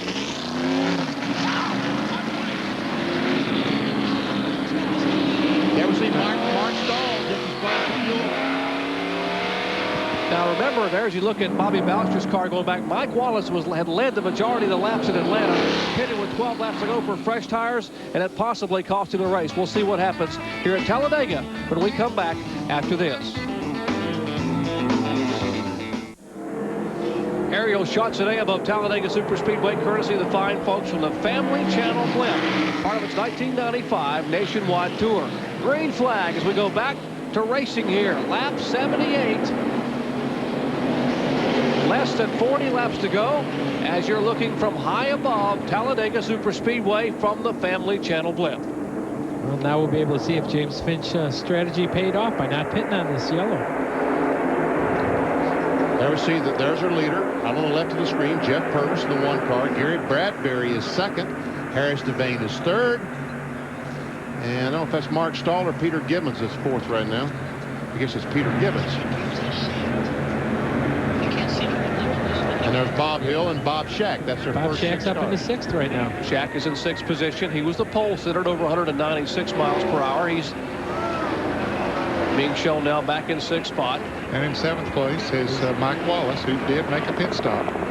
Kevin Ray is 8th.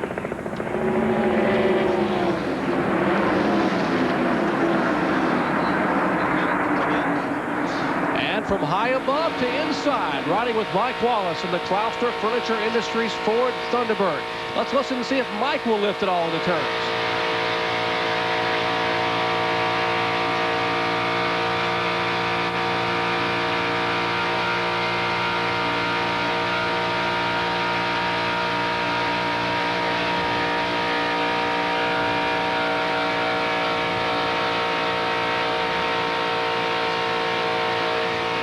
Pretty awesome, isn't it? It is. Never even thought about lifting. He just kept that foot right on down. And how about Gary Bradbury? He's not going to lift either as he chases that Phoenix Construction Chevrolet. Car number 1. If you notice as they get right into the center of the corner, you'll hear the pitch of the motor change just ever so slightly. The maximum RPM drop in the center of the corner is between 100 to 150 RPMs, and that's it. When you're turning 7,000 or 7,100 RPMs, that's nothing. That's all you lose, 150 RPMs. We try to get only 100 RPM loss. If you can get through the corners with only 100 RPM loss around the whole racetrack, the car's working. You'd think you get a cramp in your leg holding that throttle just flat on the floorboard all afternoon. It's funny you should say that. Yes, I've had to sometimes put my left foot over the right foot. There's the front 2 cars. Jeff Purvis, a defending champion of the Food World 500. And Gary Bradbury, you're riding on the roof cab. Bradbury in 2nd position. His Chevrolet Lumina running in 2nd spot.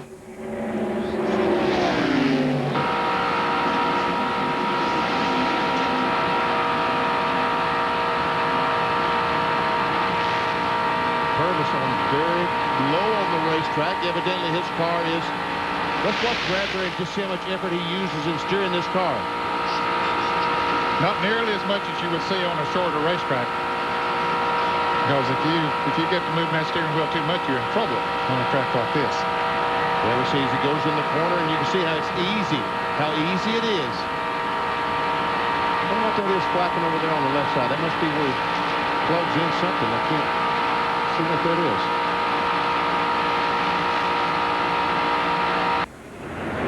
And there we see where Purvis and Bradbury, the 3rd place car, goes up.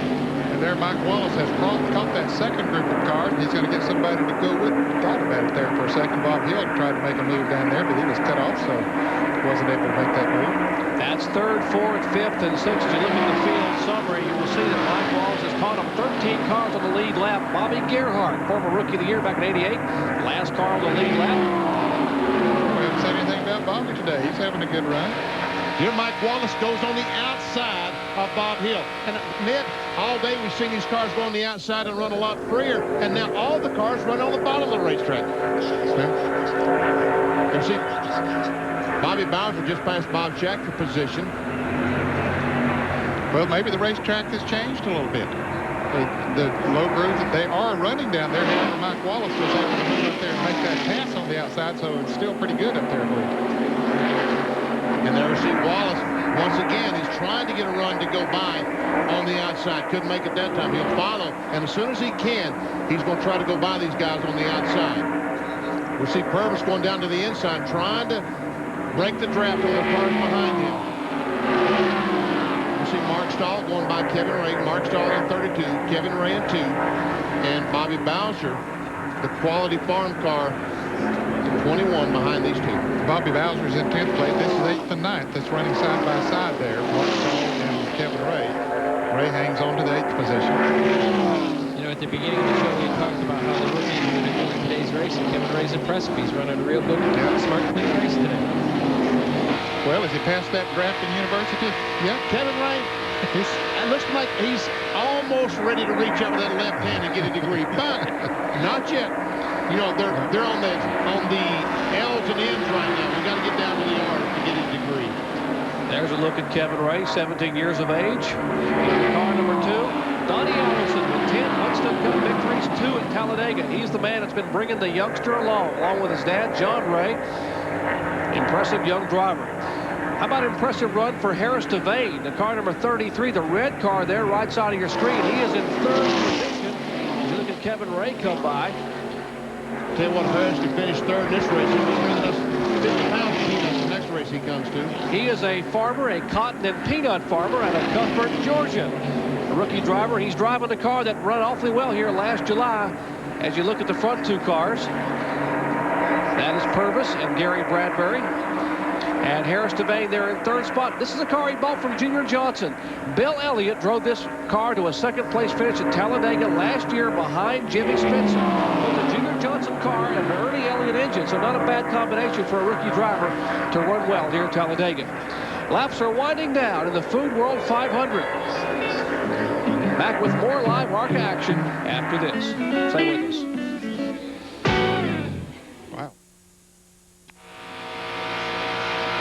Lots of action coming your way tomorrow night. Sunday Night Baseball stopping at the Kingdome in Seattle as the Mariners play host to the Detroit Tigers. 2 powerhouses in baseball, Cecil Fielder and Ken Griffey Jr. will be waging war at 7:56 p.m. Eastern Time on ESPN's Sunday Night Baseball. Coming up tomorrow night from the Kingdome in Seattle. Did you say Cecil Fielder? Cecil. Don't call me Cecil. Call me Cecil. I'm sorry.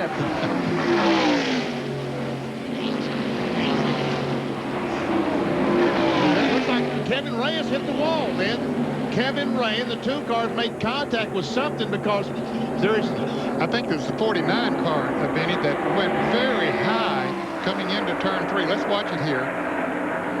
Kevin Ray was on the middle of the racetrack, and here the 49 is up there, and yeah, he scraped it. Maybe he didn't. Boy, he came awfully close. But here we're going to see the contact. Right there is where we see the contact. Oh, I okay. saw the damage. The 49 came down off the wall into the side of Kevin Ray's car. Okay, yeah, right. If you look at the left side of the 49 car, you can see the tear mark on the So you're both right. It was the 49 and the 2. Joel White and Kevin Ray as you're back up front with Purvis in the car number 1, the James Finch owned machine. Now riding along with the car number 78, Gary Bradbury. You see that thing right above by his hand? I think that's a light. If he loses oil pressure, it comes on immediately, so he'd cut the engine off and hopefully save the engine. Not all race cars have that. I don't know of many Winston Cup cars that has that light. We run 2 lights. We run one for the oil pressure and one for the fuel pressure, especially if you're going to run a racetrack like this where you're going to try and squeeze your fuel mileage out of it. Yeah, that light right there is the one we're talking about. I think that's a light that comes on if something happens to the engine. Seeing where it's located, it looks like it's right above the oil pressure gauge. I'd have to say that would be the oil pressure light. And that's the Big B Drugs Toolray Chevy in-car camera for Gary Bradbury. Riding in 2nd spot, Bradbury 4 poles and 3 wins a year ago. In ARCA competition, he was the Rookie of the Year. Led the most laps in Daytona in the ARCA 200 in February. Only to finish in 2nd spot. The question is now, talking about squeezing out fuel, Bill, these guys are squeezing out some fuel to finish the race. The first 2 cars did not stop. The cars behind them did stop. Out of these 2 cars, Gary Bradbury's in a better position than Jeff Purvis because he's tucked in behind the draft and he's saving some gas compared to Jeff. Yeah, he's not using as much fuel as Jeff is out there bursting the wind up. And the guys, I believe that 2nd pack of cars is beginning to close that gap a little bit. Of course, that 2nd pack of cars includes the Harris Devane and Mike Wallace, Bob Hill. And here is 6th, 7th, 8th, and 9th, the 4-car battle. slightly. Peter Gibbons in the car number 92 from Stouffville, Ontario, Canada. Being shown at the front of this battle, and he is being shown in the 6th position with Mark Stahl with a 32 and 7. And the car number 49 that had that close encounter a moment ago with the outside wall. Out of Royce City, Texas. We have not talked about him today, but a great run for Joel White. There he is on the 49 car.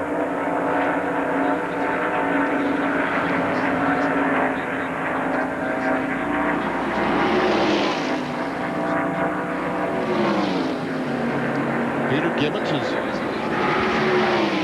Canadian by birth. He's moved down to North Carolina now, trying to get his racing career off the ground. Peter finished 11th here last year in the Food World 500. He won the Pocono NASCAR Sportsman race a couple of years ago on ESPN.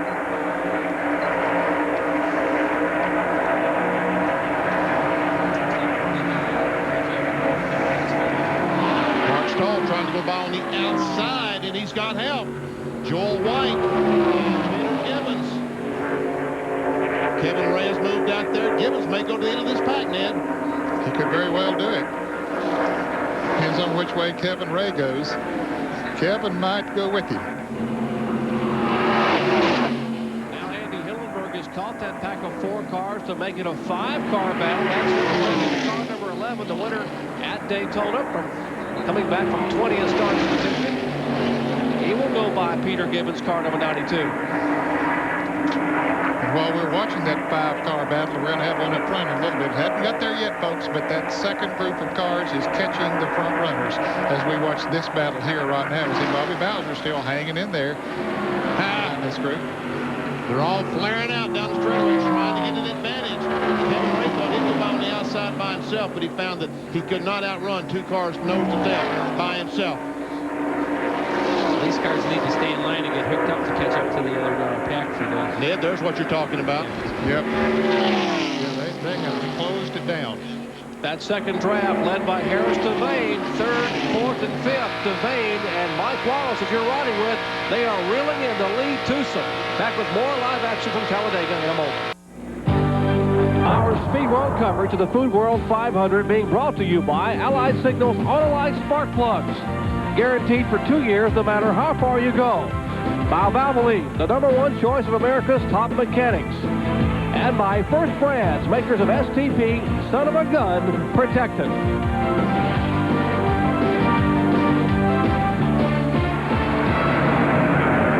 Well, as Ned predicted, that second pack, Ned, is now 1 pack with the leaders. Harris Devane, Mike Wallace and company are moving in. Yeah, it's only a 4-car pack, though, Jerry. Bob Hill was with Harris Devane and Mike Wallace as they were coming up through there, but they lost him somewhere along the way. So he's still back there running in 5th, but he lost the draft. There's Bob Hill.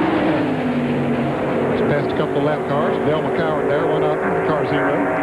Del out there running. Let's see, where's he being shown there today? I think he's in 15th place, doing okay. He is 10th in the ARCA points currently after 2 events. Since you're riding again with Mike Wallace, back in 4th position, looking ahead at the Harris Devane car. And how about Gary Bradbury's 2nd place car, the Big B Drug Sim car. Speaking of Gary Bradbury, he hasn't won a super speedway race, but he has won 3 short track races in his career with his Pensacola, Flat Rock, and Winchester. Today may be able to pull off his first super speedway win.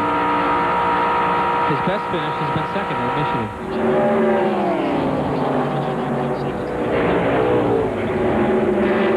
You're watching Jeff Purvis leading here, 21 laps to go. It'll make 20 this time by. And those of you tuning in will be able to see the pin relays from Philadelphia's Franklin Field. That's coming up next. Track and field, the pin relays from Franklin Field in Philadelphia. That'll be coming up following the conclusion of the Food World 500 live racing action from Talladega Superspeedway.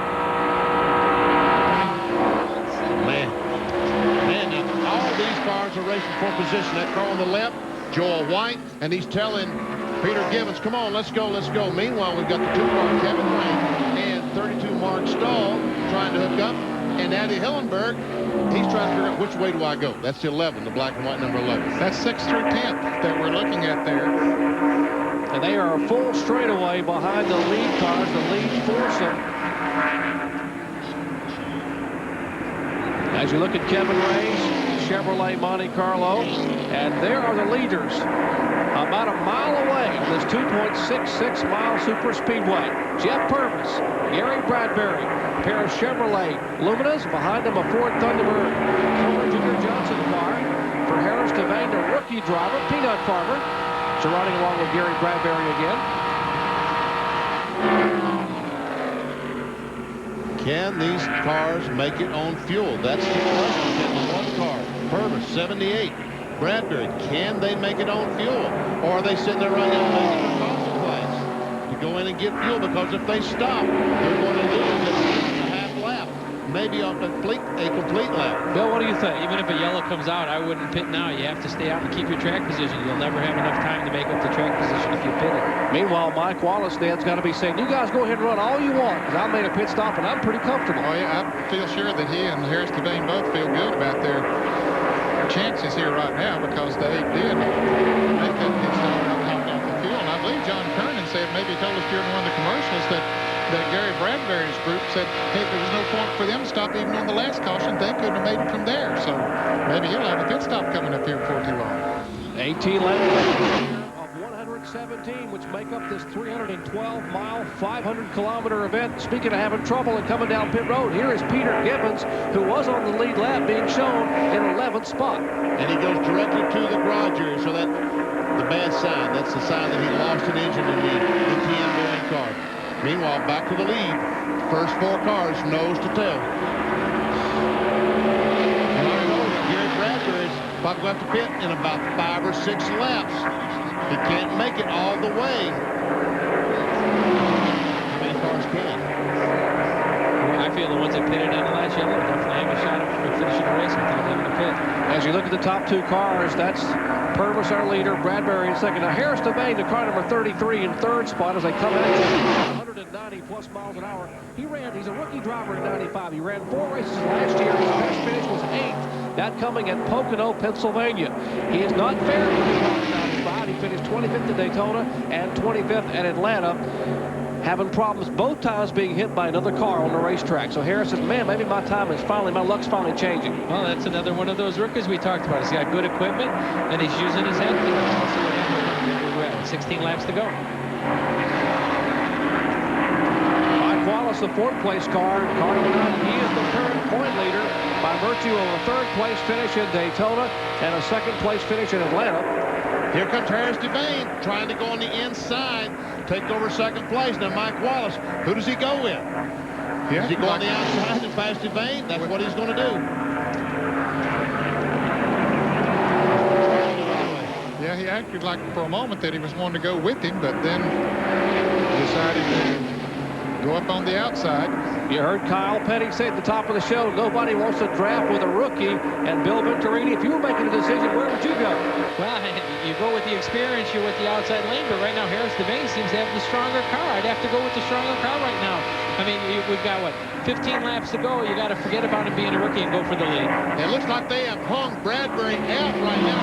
There goes Devane, and here comes Mike Wallace on the inside.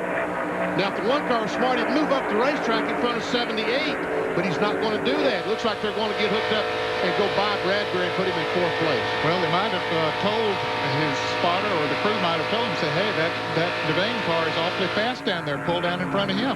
Whoa, they got Mike Wallace on the apron of the racetrack. Now here they come 3 abreast. And then here's on the outside again in the fast lane through the trioval.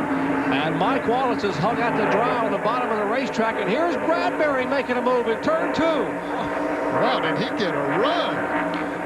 Man, could the tires be gone on that one car? Well, he's had them on there a long time. That's a good point. He's got his old tires. He's got no fuel left in the car. The car's got to be getting loose on him. And with the three cars racing, he's got to be feeling it. But Bradbury can't make enough fuel, we're told.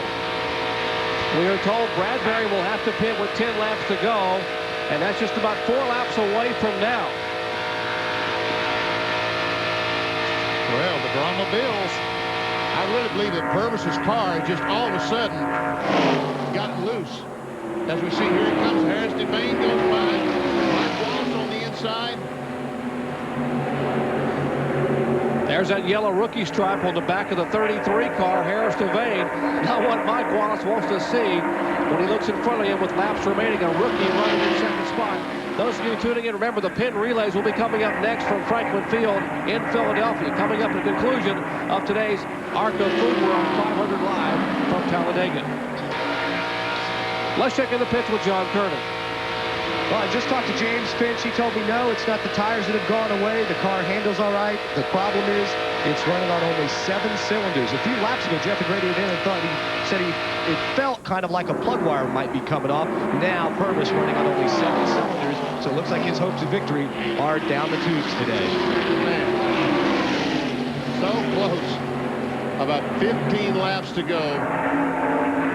And he loses a cylinder. Meanwhile, Bradbury, once he got by, going up 5 or 6 car lengths on his 2 cars. Yeah, while those others were back there racing, that allowed him to pull on out in front. But now that he and Mike Wallace have hooked up together, those 2 cars have worked well together. They've come from pretty far back to the back, down to that last pit stop, and have come to the front. So they're reeling Bradbury in once again. Now, if you're Gary Bradbury, Bill Ventura, you got to be praying for a yellow flag about now. You know when you got to pit for fuel in about 2 laps. Well, no, even if he gets a yellow, he's rolled the dice. He's got to try and, I would try and stay out. Because even if we get a pit, he's got to come through the pack. And there's, what, 11 cars on the lead lap that he'd have to come through. I mean, he's just got, I'd say he's got to stay out and see what happens. But if he knows that he's not going to make it, I don't believe he'd have a choice, Bill. I don't know. Of course, you know, you've heard my predictions here today. Well, we've all been wrong. Well, Philip Hamilton is the crew chief for Gary Bradbury's team, and he apparently has told John Kernan and Kyle and Michael Waltrip that they will have to pit with 10 to go, and that would be this lap. But we'll watch and see if Bradbury does peel off and come down. As you see, Harris Devane now trying to make a move on the inside. The 33 car. I hope he don't try to pit now because these cars are on the inside of him. No, he's not going to pit this time. Right now, I think Bill Venturini's probably right. Bradbury's going to run around there until the fuel pressure starts to drop. He'll be watching his fuel pressure gauge. When that gauge starts to then he'll realize he's got to come in the pit. He'll probably run a half lap after it starts. Right now, he'll just watch and wait for that last instant. And you know, if you're from Chelsea, Alabama, winning at Talladega has to be a dream for Gary Bradbury. Growing up not far from this racetrack, and even though he won 3 a year ago, they were all on short tracks at Pensacola, Flat Rock, and Winchester.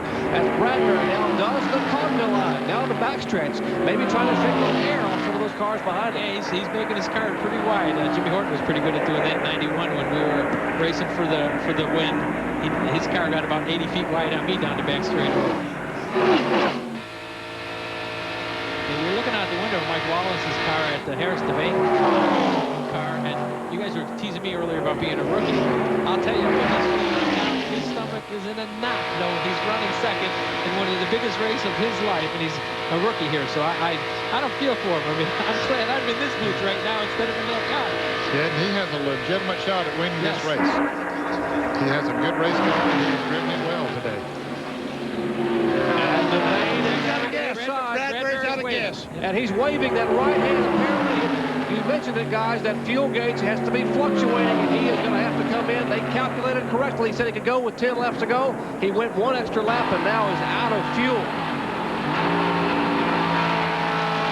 Puts it up in 3rd gear and will slow down. And what a tough break for the Chelsea, Alabama native, Gary Bradbury. Man. Well, I think John Kernan was right. They couldn't have made it if they'd pitted on that last caution. They still would not have been able to make it the rest of the way. So now the question is, how many of the cars that are out there now can make it the rest of the way? How many cars are going to run out of gas on the last lap or 2? We still have 8 laps to go, and Bradbury is in the pits. He finally gets in there, stops, and then puts some fuel in the car. Boy, that's tough to have to pull her in there. Let's go to the pits and John Kernan. Bradbury did not run out of gas. He was still running when he came in. He just slowed down. He talked to his crew chief, Hamilton, and they had stayed out as long as they could. If they would have stayed out maybe another lap and a half, then they would have run out of gas. But he came in under power. It was just a stop and go for a splash of gas. Here's the lead. Harris Devane and Mike Wallace. Harris Devane in the red and white 33. Mike Wallace in the green and black number 90. Kenny Allen, the 3 car, the onset car, ran so well early on. Developed some problems. We saw him on the inside as they went by. He's still running in like 15th position, even though he has talked about Kenny Allen, the onset car.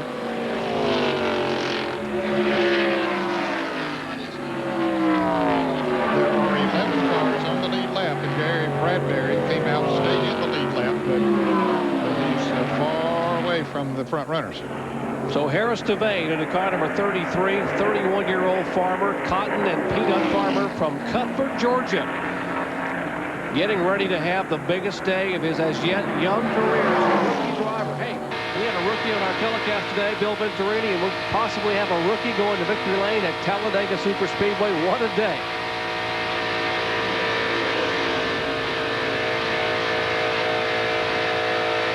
So riding with Mike Wallace. Now outside watching Wallace just a few feet away now. As a veteran, Bill Venturini, if you're Mike Wallace, what are you thinking about right now? You got a rookie in front of you. I can see, first of all, if you looked at that shot, Mike Wallace's hood was bouncing pretty good, almost similar to what was happening to Andy Belmont earlier today. If I'm Mike, I'm sitting waiting. I've got one shot to pass him. I'd probably wait till 1 or 2 laps to go. And see, I'd have to use the outside lane. After seeing how Mike's been running all day, he's got to try the outside lane. But Harris is strong. What do you know about Talladega as a veteran driver that maybe a rookie wouldn't know that you would be able to maybe exploit here in the final 4 or 5 laps? Well, you know, the racetrack has changed compared to the way it's been for all the years I've raced there. I mean, we've always been able to run down on the bottom, which they seem to be playing down on the bottom groove today. I'd have to say I'd put the move on him through the tri-oval. Out of all the race places on the racetrack where experience will take over versus rookies, through the tri-oval. And knowing Mike knows what he's doing here, so we'll see what happens. And those of you tuning in expecting to see the pin relays, will remind you they will be coming up next following the conclusion of the Food World 500. The pin relays from Franklin Field in Philadelphia will be getting off the air very quickly, going directly to Philadelphia for the pin relays. And that is coming up next here in about 4.5 laps. The last lap these cars ran just over 194 miles an hour. So they're still running an awfully fast speed. And you can see 4 laps to go. Do they have enough fuel to last? Can Harris Devane win the biggest race of his life?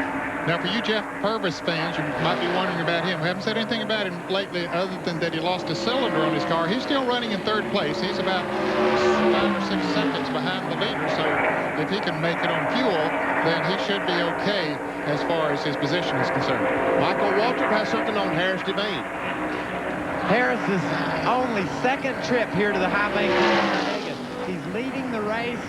But I tell you, the guy sitting behind him, Mike Wallace, has got to be licking his chops. He's thinking, I got this rookie right where I want him. But I don't know. That 33 looks awful strong late in the going. The crew does not know if he's got enough gas or not. They're just sitting, hoping and waiting.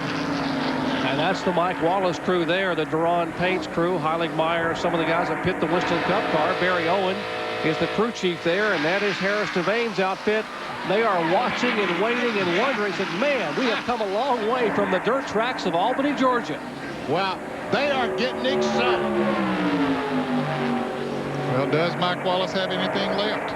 Yeah, that's right. Does he have anything left? I mean, you know, it's hard to tell. If he does have, he's concealing it very well to Harris Devane as well as us. There's a race for 5th place. Kevin Ray in the 2 car and Mark Stahl in 32. Mark is 5th right now. Kevin Ray is 6th. They've sort of broken away from that other pack of cars that they were in earlier. As we watch this, leaders went by, 2 laps to go.